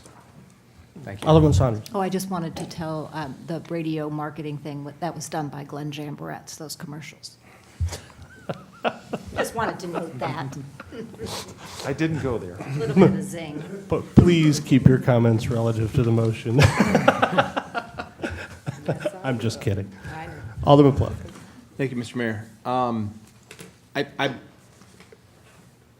echo the comments with regard to what Alderman Slusser had to say. In addition, I would add to it that I think we're looking at this expenditure, this much maligned expenditure, in more of a static than a dynamic fashion. I think we don't give Bola the benefit of the doubt when we look at this as being the end of the changes that she proposes. As I understand it, and as I believe it is going to come to pass, is that this is an evolving process trying to improve the efficiency of this city in terms of its ability to deliver resources and services to our constituents, to the citizens of Brentwood. And let's face it, this is a people business. We are primarily in the function of answering the concerns and demands of the people in this city. And I think that this does begin to address those problems. But I think it's unfair to look at this expenditure as being the only expenditure along these lines. And I believe that this is a part of a larger plan, and I think it will eventually work well. I also would point out that we now have 5, I believe. We have a rec center, we have a public works department, we have a city hall, we have police, and we have fire, all occupying different buildings. And I think that puts an additional strain on anybody answering the phone anywhere to help somebody who has a question that may involve more than one department of city government. I think that this kind of a person, this kind of a hire, and the description that was provided by Bola and her explanation and rationale for recommending the expenditure in the first place were all well-founded. And I too am against the motion and believe that the additional expenditure should be made. Thank you. Thank you. Alderman Tui. I just want to comment on the idea that other positions could go ahead and fill this role. I would have some concern with that. It was mentioned the assistant city administrator. That person's also supposed to be doing planning and development, and I'd hate to think we're taking away from them fulfilling those duties because they're answering the phone and sending out messages and answering questions. I mean, if our planning and development is done correctly, long-term, that could make up this $90,000, in additional tax revenue and other things coming through the city. So I would hate to take away from that position's duties of planning and development. Thank you. Alderman Saunders. I agree with Alderman Plufka on this one. I do believe that this is where you want to, where staff actually makes the decision when they need help. And, just from being a controller of a department and so forth, your department, your needs, and you come forward and you request, you make those requests, and they're not made lightly when you do ask for additional help. The thing is, too, then next year we can see whether we benefit from this additional person. I mean, if we find out that there's not enough tasks for it, we can always, adjust. But I do think that's the day-to-day stuff, when staff knows what they need. Just as when I need more help from an accountant or so forth, I can go to bat for myself and say, we need to hire another accountant. And I also do believe that the assistant, and when we get the planning and development person, they're going to be very busy, not with just even prospective development proposals coming forward, but also working on that comprehensive plan. And we're hoping to have sub-plans within that, so it's going to be a big project. So, my opinion. Alderman Lockmiller. I agree with Alderman Kramer. I couldn't find it back here in the budget, but I believe we passed monies to purchase a software system that was going to route these concerns by citizens, email-wise, call-wise. And typically, software is usually a way to eliminate staff instead of adding to it. And I think a customer relations clerk can be someone that is, as people come in the door, they can handle those people and they can handle this system too. Thank you. Thank you. I guess let me put aside the gavel for just 1 second and say for the information of everybody on the board that I think Bola and I are in agreement that we may have mislabeled this position to some extent in including it as a customer relations manager. When Bola and I had discussion about what this position would be doing and why it was needed, it's actually precisely to your point, Steve, which is why I bring it up. That software is a way to make things more efficient. Unfortunately, software don't implement itself. It only does exactly what you tell it to, and we don't currently have anybody in our organization who is tasked with defining the metrics that will allow us to measure our service delivery efficiency and implement something to make it better. And so that person would be the person who would be tasked with defining the overall parameters that would be used to implement the software so that we could actually use it to measure something meaningful back to the organization. And that's something that, like I said, we just don't currently have. So I say that for the information of the entire board members. Obviously, Bola and I have discussed this, and Alderman Kramer, you and I, my view is simply that I think you're viewing this as in a somewhat simplistic fashion, and I'm viewing it from more of a higher level position. If we were only talking about answering phones, I couldn't agree more. But this position has a slightly elevated role from that. So, Alderman Kramer. Yes, Your Honor. Please forgive me if I mischaracterized this or it's been misunderstood as my interpretation of this position is just for answering the phones. I don't think that's the case. I know that's not the case. I think this particular person, in case the job description is incorrect, that what's written in here is that they are to be a PR coordinator to help be an advocate for the city. I think that's the job of our city administrator. I think our city administrator should be able to author her own press releases, and we should be able to handle our own emergencies from a written advocating standpoint. We've done that in the past, and I think it's important to remind everyone that we're a city of 8,000 people. This is not New York City. This is a luxury to have this $90,000 position, and that's why I'm bringing it up, and I respect the fact that other people see things differently. I'm not opposed to this position if the need shows itself. I do believe from my past experience, and there aren't many in the room that have been here as long as I have on the board, I believe from my experience we can solve the problem with the clerk position redefined slightly in their job description. But I certainly respect everybody else's viewpoint. I was not able to be, and I apologize, I wasn't here for the end of December meeting and the first part of January meeting, discussion of the budget. I did speak about this at the January 25th Aldermanic Workshop. I thought we had some support at that time, which apparently has now reversed itself. But I think it's my job in my position to advocate for my beliefs. So if, for example, if this amendment does not pass, I cannot in good faith vote for the budget with this position included. Thank you. Thank you. Alderman Tui? So you think this one position's worth holding up the entire budget for? I can't, as I said, Mr. Mayor, can I respond? Sure. Okay. Yeah, I cannot in good faith advocate or vote for a budget that has this position, an extra $90,000 expenditure that I think is superfluous. No. That's the correct response. Thank you. Alderman Slusser. One of Alderman Kramer's comments was, if the need arises, we add this position. So then I look and would like to ask the city administrator, do you see a need for this position? That's why it's in the proposed budget. So the answer is yes, then. You're dodging my question. Yes, Okay. there is a need. So our city administrator thinks there's a need for this position. I will rely on her expertise to say so. Thank you. Thank you. Is there any further discussion of the proposed amendment to the budget? Okay, seeing none. A vote in favor is to remove approximately $89.9 thousand from the administrative department, 89.8, I think, I'm sorry.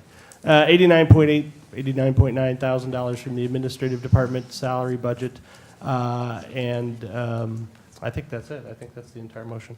Very good. So a vote in favor would be to remove that amount of money from the administrative department budget. A vote against would be to leave the budget as is and proposed. Roll call, please. Alderman Kramer? Yes. Alderman Leahy? Yes. Alderman Lockmiller? Yes. Alderman Bannister? Yes. Alderman Plufka? No. Alderwoman Saunders? Yes. Alderman Slusser? No. Alderman Tui? No. Okay, I counted 5 yes and 3 no, so the motion would pass, and the budget will be so amended. Is there any further discussion on the bill number 6044?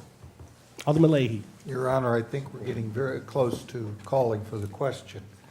I would just like to clarify for the record, this item that we just discussed and others that I have here that I'm being advised that need to go to executive session, I feel this board should honestly listen and present and have that discussion. The board has chosen not to go that route. Because of that, my issues have not been fully addressed, so I cannot right now vote in favor of this budget still as it stands. And I just wanted to make that known. Okay, thank you. Is there any further discussion of bill number 6044? Okay, seeing none, are you ready for the question? Roll call, please. Yes, Yeah. there was a motion and a second. Yeah, it's been motioned, we've had discussion, we've had amendments, and now we're going to vote on the bill itself. A vote in favor, oh, sorry. Sorry, Your Honor, just procedural. So the bill is as amended we're voting on? Yes, yeah, sorry, my apologies. We're voting on bill number 6044 as amended. My understanding is that we've approved 2 amendments this evening. Is that correct? 3? Sorry, 3 amendments? Yeah. I'm sorry, what were the 3? Salary. Salaries being broken out. Oh, sorry, you're right, Steve's yes, my Steve's fault. amendment. So salaries or benefits? No, the salaries were going to be broken down from 362 to the Oh, actual right. number and then My move the apologies. capital Yes, outlay. I'm sorry. It's been a 2-hour meeting. Okay, so 3 amendments, the salaries being broken down to the actual, the proposed change to the capital account in the Parks and Stormwater Fund, and the proposed change to the administrative department's salary. So voting on that budget as amended, bill number 6044. A vote in favor is to pass the budget as amended. A vote against is to not pass the budget as amended. Roll call, please. Alderman Kramer? Yes. Alderman Leahy? No. Alderman Lockmiller? Yes. Alderman Bannister? Yes. Alderman Plufka? Yes. Alderman Saunders? Yes. Alderman Slusser? Yes. Alderman Tui? Yes. We counted 7 in favor. 7 in favor and 1 against, so the motion carries upon signature by the mayor. Bill number 6044 will become ordinance number 4697. 4697. If you could have that in my office for signature right after the meeting. No consideration for me? All right. It's ready. Next item on the agenda, 12B, bill number 6045. Mr. City Attorney, first reading, please. Bill number 6045, an ordinance authorizing the mayor and/or city administrator to execute a contract on behalf of the city of Brentwood, Missouri with State Mechanical Services, Inc. for Brentwood Recreational Complex Refrigeration HVAC Services. Okay, summary, please, Alderman Kramer, sorry. Yes, Your Honor. That's okay. I go from Mr. City Attorney to Alderman, it just gets me all Your over. Honor, I suspend the need to have to call the alderman. It's okay. Bill number 6045, first and second reading, preventative maintenance and repair services for refrigeration, HVAC services. Our Parks and Recreation Department seeks approval for an ordinance authorizing the mayor and/or city administrator to sign a 3-year contract with an option for two 1-year extensions under the same terms and conditions with State Mechanical Services, that for preventative maintenance and repair services for the ice rink refrigeration and HVAC systems for the Brentwood Recreation Complex, and This amount does fall within the fiscal year 2016 proposed budget, all contained within the language of Bill number 6045. Okay, thank you. No need to present this one. Yeah, we presented it during the bill, so unless any of the aldermen specifically has a question for Director Grunenfelder, we'll dispense with questions and go directly to second reading. And Mr. City Attorney, second reading by title only, please. Bill number 6045, second reading, an ordinance authorizing the mayor and/or city administrator to execute a contract on behalf of the city of Brentwood, Missouri with State Mechanical Services, Inc. for Brentwood Recreation Complex refrigeration HVAC services. Okay, the chair would entertain a motion to perfect. Move to perfect Bill 6045 into ordinance form. Second, Your Honor. It has been moved and seconded that the board perfect Bill number 6045 into ordinance form. Is there any discussion of the bill? Seeing none, we'll have a roll call, please. Alderman Kramer? Yes. Alderman Leahy? Yes. Alderman Lockmiller? Yes. Alderman Manister? Yes. Alderman Pluffton? Yes. Alderwoman Saunders? Yes. Alderman Slusser? Yes. Alderman Tui. Yes. Bill number 6045 is hereby approved by the Board of Aldermen and upon signature by the mayor becomes ordinance number 4698. Thank you. Item number 13 on the agenda, resolutions. Tonight we have one resolution. It's resolution number 1049. Mr. City Attorney, will you read the resolution, please? Resolution number 1049, a resolution supporting the City of Brentwood's application for a surface transportation grant and congestion mitigation and air quality program sponsored by East-West Gateway Council of Governments for a portion of Manchester Road. And is there a synopsis in this, Alderman Kramer? Yes, Your Honor. The resolution is a little similar to the title, Surface Transportation Program Suballocated and/or the Congestion Mitigation and Air Quality Improvement Program projects. It authorizes our city administrator to apply for a surface transportation grant and congestion mitigation and air quality program sponsored by the East-West Gateway Council of Governments for the Manchester Road project, Resolution 1049. Thank you.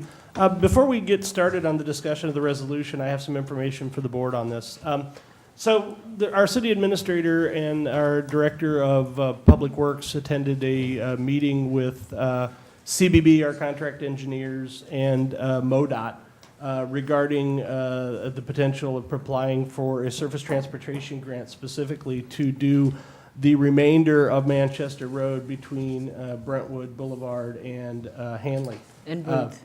I'm sorry? Ruth. And Ruth. Yeah. Sorry, and Ruth. In discussion, the representative from MoDOT, who actually was one of the chief engineers on the 64 project, who I came to have quite a bit of respect for, mentioned that MoDOT is in the process of ramping up operations again due to money that has been coming into the state coffers as a result of, I guess, lower gas prices. In any event, the gist of it is MoDOT is in the process of evaluating the projects that is on, or potential projects that are on their plate, and apparently very high on the list, if not number one on the list, is the Manchester corridor between McKnight Road and actually, it even goes out a little further than that. It goes out to Lindbergh? Yes. Is it all the way out to Lindbergh? The entire corridor that hasn't been. Lindbergh to Hanley, which would include our beloved Brentwood.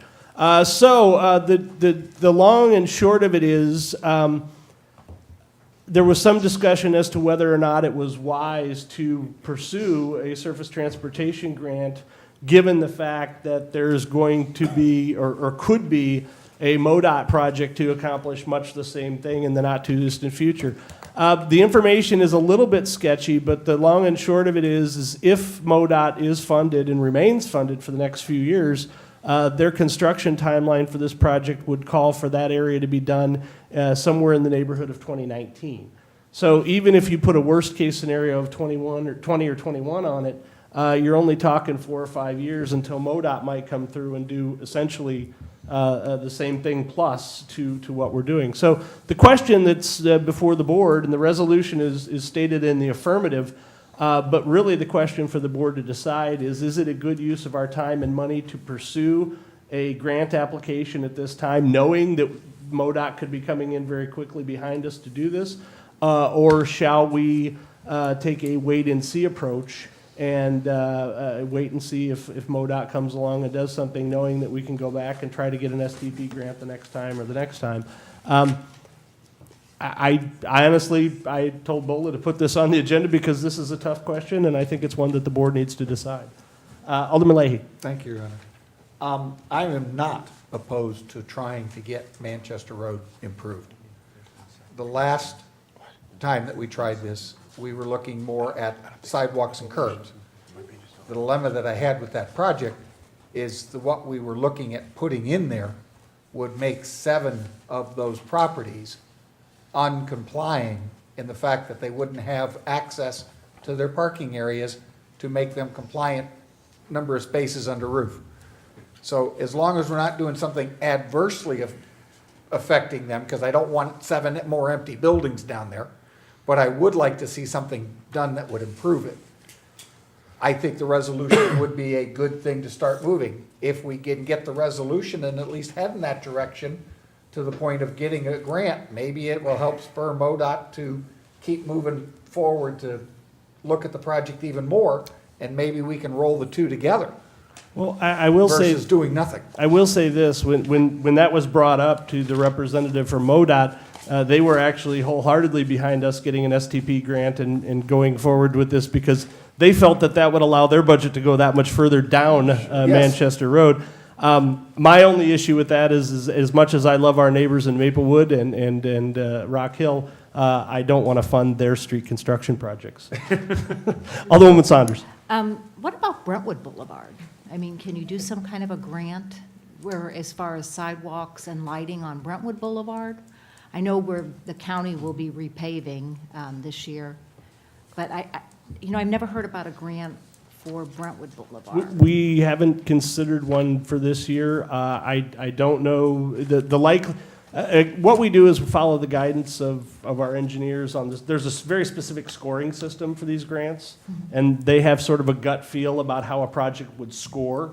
And my sense is that Brentwood Boulevard would score much, much lower than the Manchester project. And I can't tell you what the details are, but that's what I've been told. So the long and short of it is, I think if Brentwood Boulevard is going to get done, it's going to be we the ones that do it. Any added improvement to it on That's top just- of what On St. top of Louis what the County county- Thank you. does. County has spent a fortune, and that's part of the delay that they've run into getting it repaved, was they had to go do all the ADA connections on the sidewalks currently up and down the whole length. And that delayed the paving. So, yeah, they're doing as much as they can at this point to improve that. And that may be one of the reasons that our score would be too low, is because the county's doing what they're doing. So I don't really know, but look, you don't have to work very hard to convince me to do Brentwood Boulevard, I can tell you that.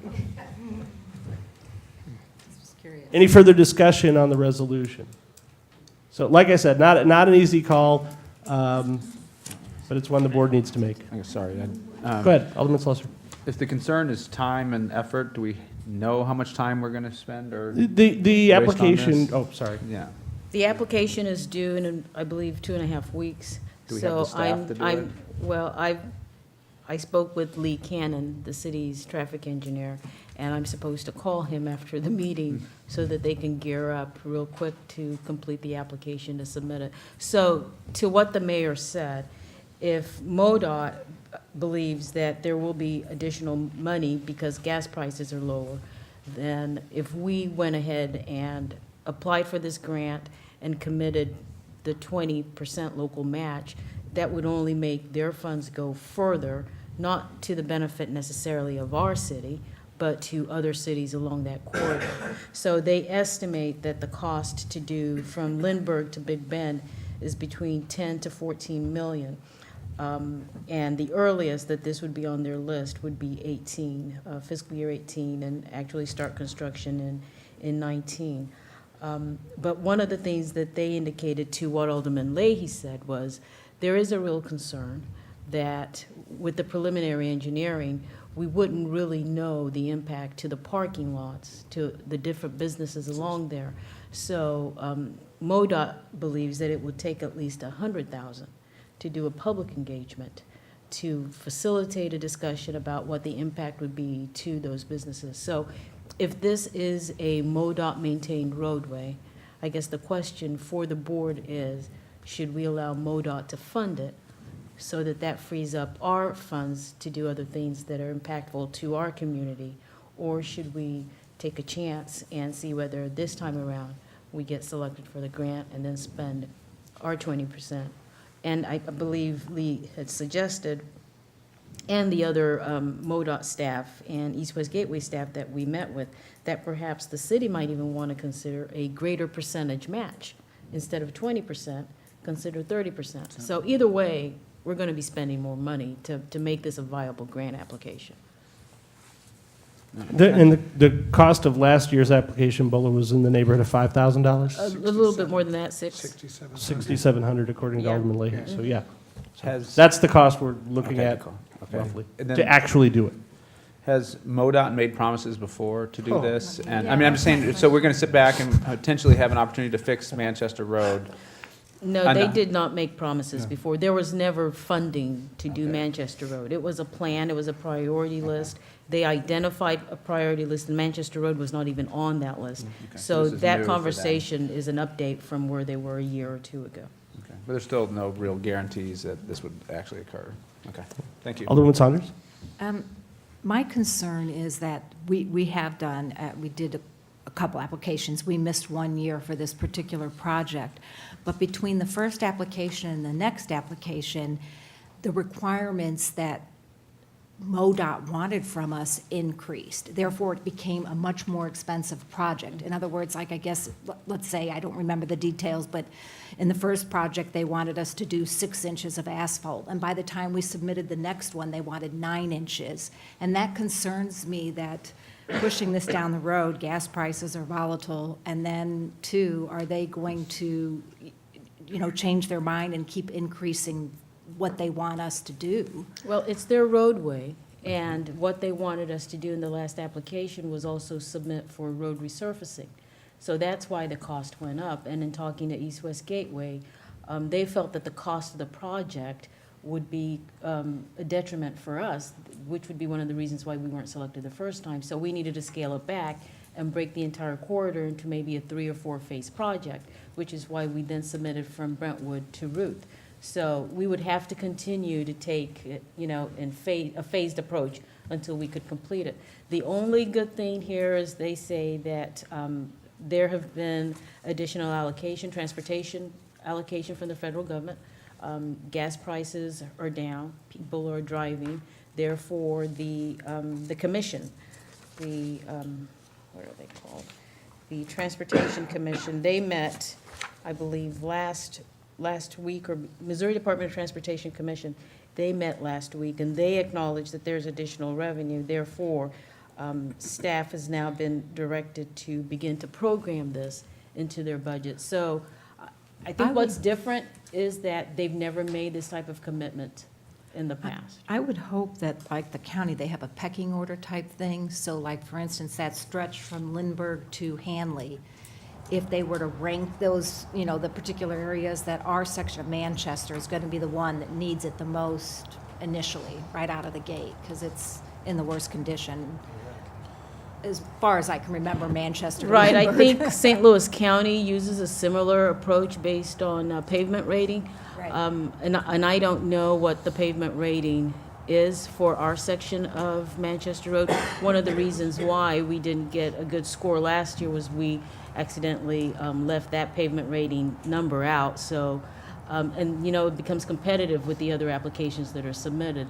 And I believe there might be other applications for Manchester Road for other communities who've waited. And, for example, Ellisville, Manchester, and Baldwin were able to go together for a Great Street project and get that funded. So when you have partnership and cooperation amongst multiple cities, you have a better chance. And it's very unlikely that at this late stage in the application process, we could pursue that. Alderman Plefka? Thank you. Does the susceptibility of flooding enter into the grant process at all? No. No? Okay. That's the only question I have. Streets are pretty immune to floods. Well, I know. I just didn't know if that affected help our our score, score? things like No. that, right? Alderman Leahy? in our proposal, if we would go forward, could you ask the engineers to be a little bit more forward-thinking and potentially follow the master park plan request of trying to get a crossing section in Manchester Road for the future of the Great River Greenway. ways coming across Manchester They're Road? doing that on their own. Great Rivers Greenway has a specific project that To do will. that? Okay. I think we met, Eric and I met with one of the landscape architects, Andy Frankie, that is working on that project for GRG. Yes. And what they propose, one of the two options they propose is either a tunnel at Mary across Manchester or a bridge over, and Over. they would be funding that entirely, not the city of Brentwood. Super.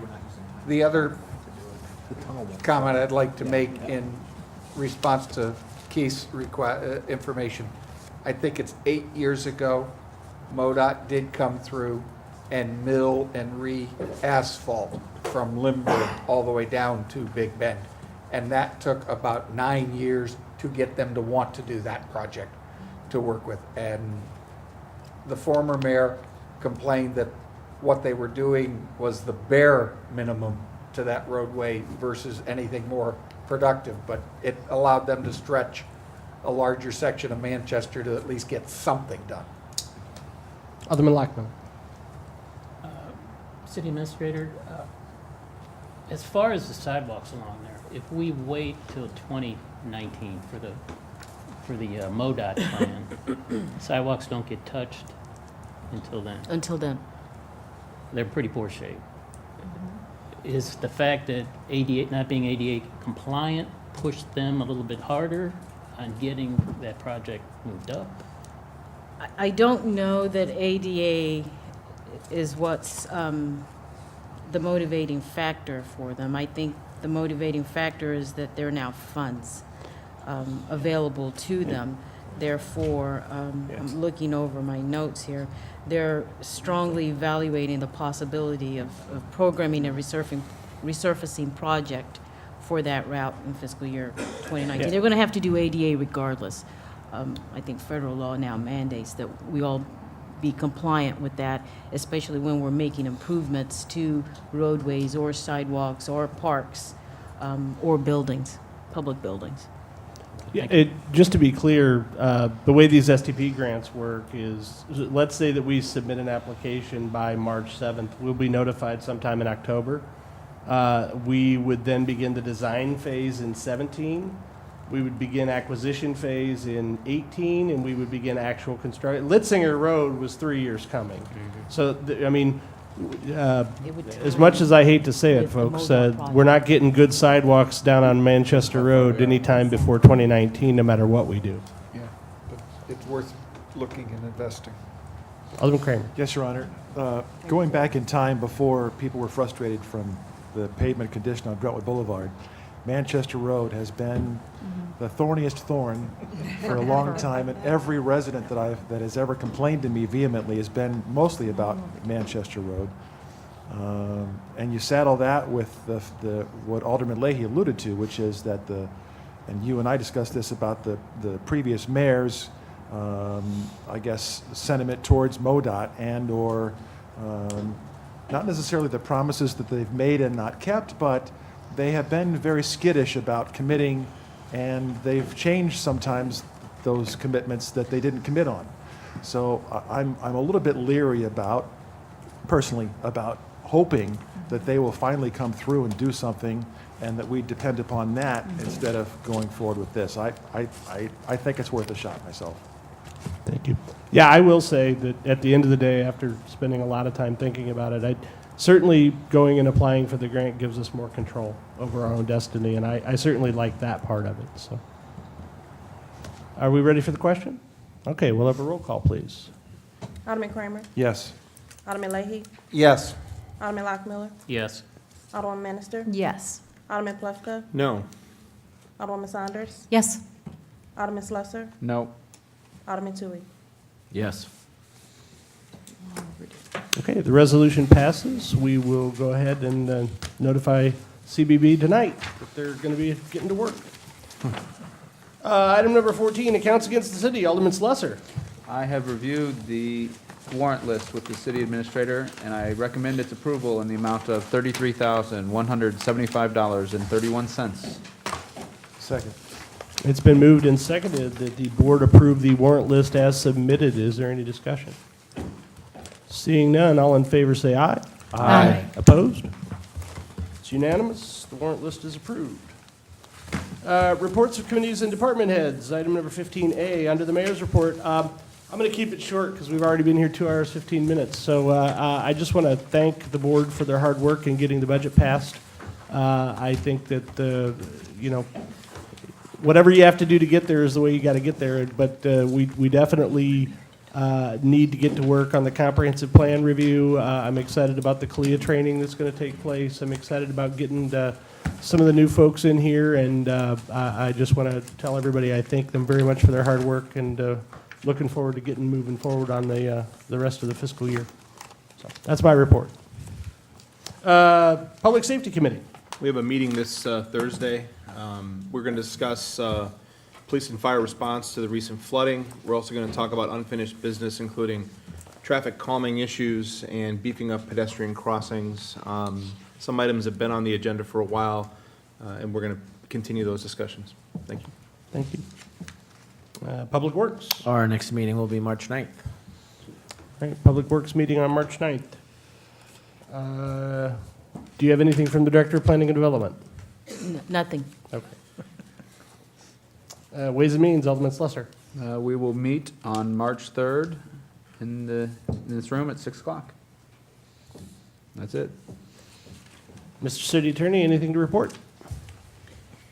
Nothing to report, Your Honor. Thank you. I've got a question regarding the city attorney.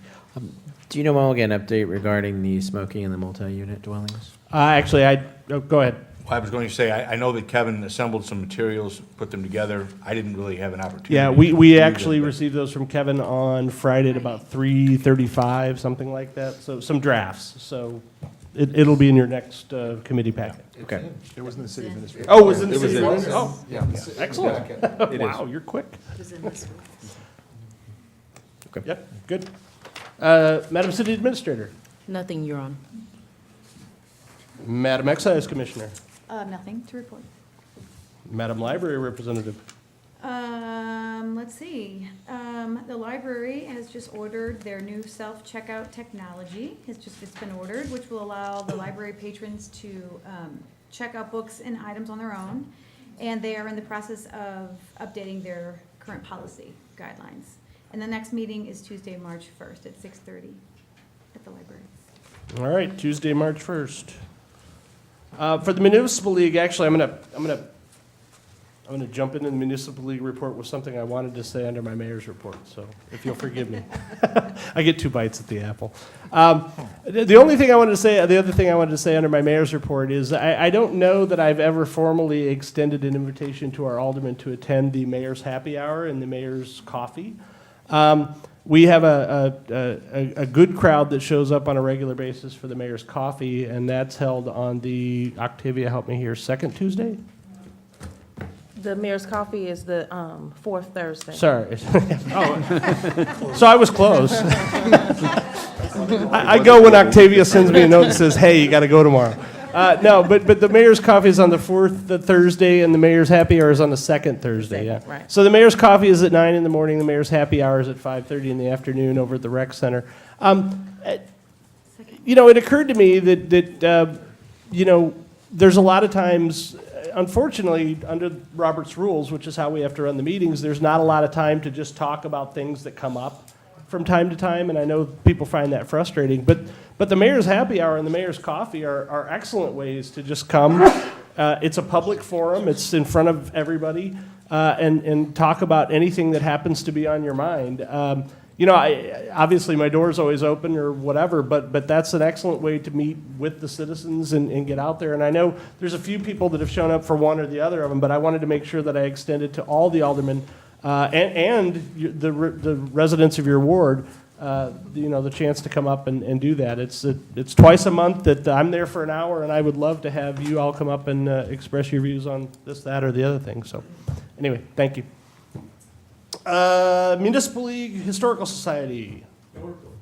No report. Thank you, Chief. Item number 16 on the agenda, announcements. Alderman Kramer. Yes, Your Honor. I wondered if I could take the opportunity to extend a welcome to a visitor that we have in our chambers tonight from about 7,000 miles away, attending his first meeting in English, is my father-in-law in the back, Rigoberto Martinez, from Colombia, South America.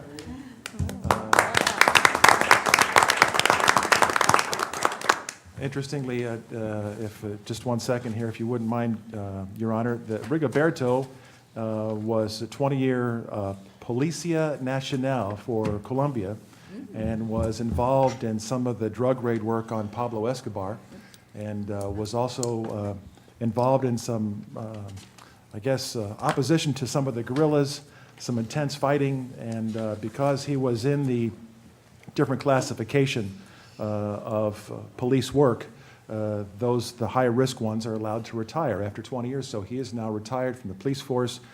He's now here and to work with, hopefully with my wife as we expect our first child first part of March. So welcome to Rigoberto. Welcome, Rigoberto. Thank you. Any other announcements? Alderman Leahy. Thank you, Your Honor. The Ward 3 meeting for the month of February will be Tuesday night, the 23rd, at 7 p.m. here in the chambers. All are invited. Thank you, Your Honor. Thank you. Any further announcements? Okay, seeing none. Item number 17 on the agenda, is there any new business? Alderman Saunders, for what purpose do you rise? Can I ask that you put this ordinance, this proposed bill that was put before us on the next meeting's agenda? Yes, of course. Thank you. For those of you watching at home on TV, the ordinance is the proposed ordinance regarding officer compensation. So it'll be on next meeting agenda on 3/7. Thank you. Any further new business? Item number 18 on the agenda, hearing of any matter of public interest upon the request of any person present. If anyone in the audience would like to come forward and address the board, in addition to Mr. Charbonneau, you'll be given 3 minutes to do so. And I'll defer to anyone else who does.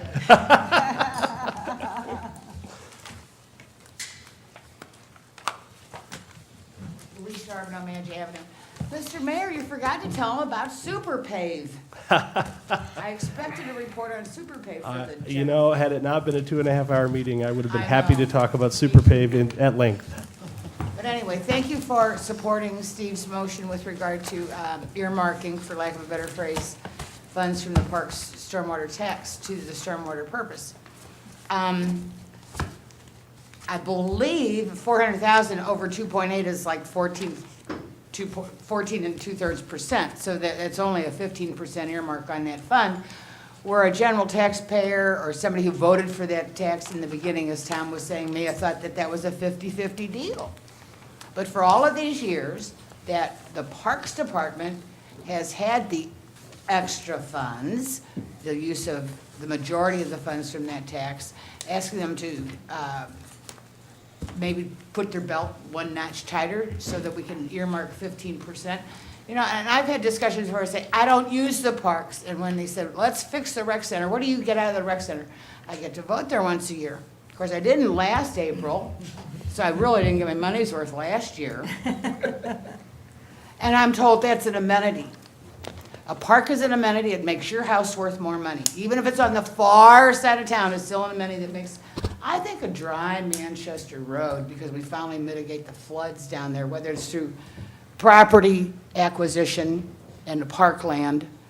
That might be an amenity that a lot of us look forward to, too, when we could stroll Manchester Road and not worry about the hems of our skirts becoming inundated.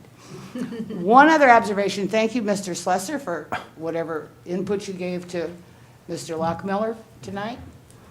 But I was surprised, as a math guy, as a numbers guy, whom I would assume only reads things like Fahrenheit 451 and Stalag 17, that you were familiar with the Scarlet Letter. And it's unfortunate that you characterized Maureen's proposal for transparency, which everybody runs on here, I'm transparent, I'm transparent, I'm transparent, as a Scarlet Letter.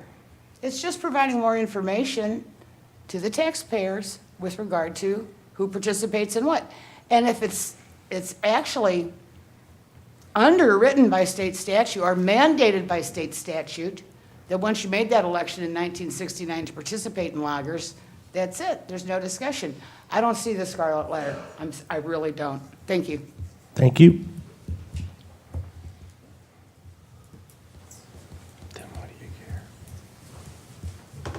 Susan Ryan Pine. I would agree with the allocation towards the stormwater. As I think it was somewhat confusing, and as I heard, it is a tax for stormwater and parks, and yet we have spent minimal amounts of money on, trying to assess a problem that we all know is a huge issue, a huge issue. So thank you. I know we had discussed it long before, and it makes absolute sense.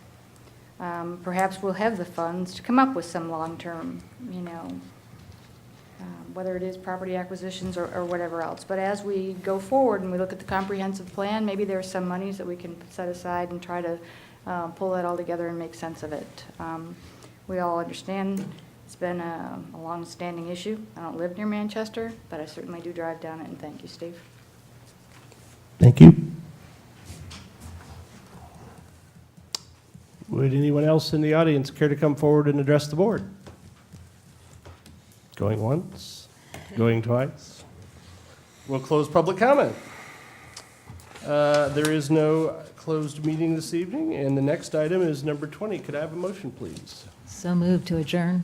Second. It's been moved and seconded that the board adjourn. All in favor, say aye. Aye. Opposed? We stand adjourned.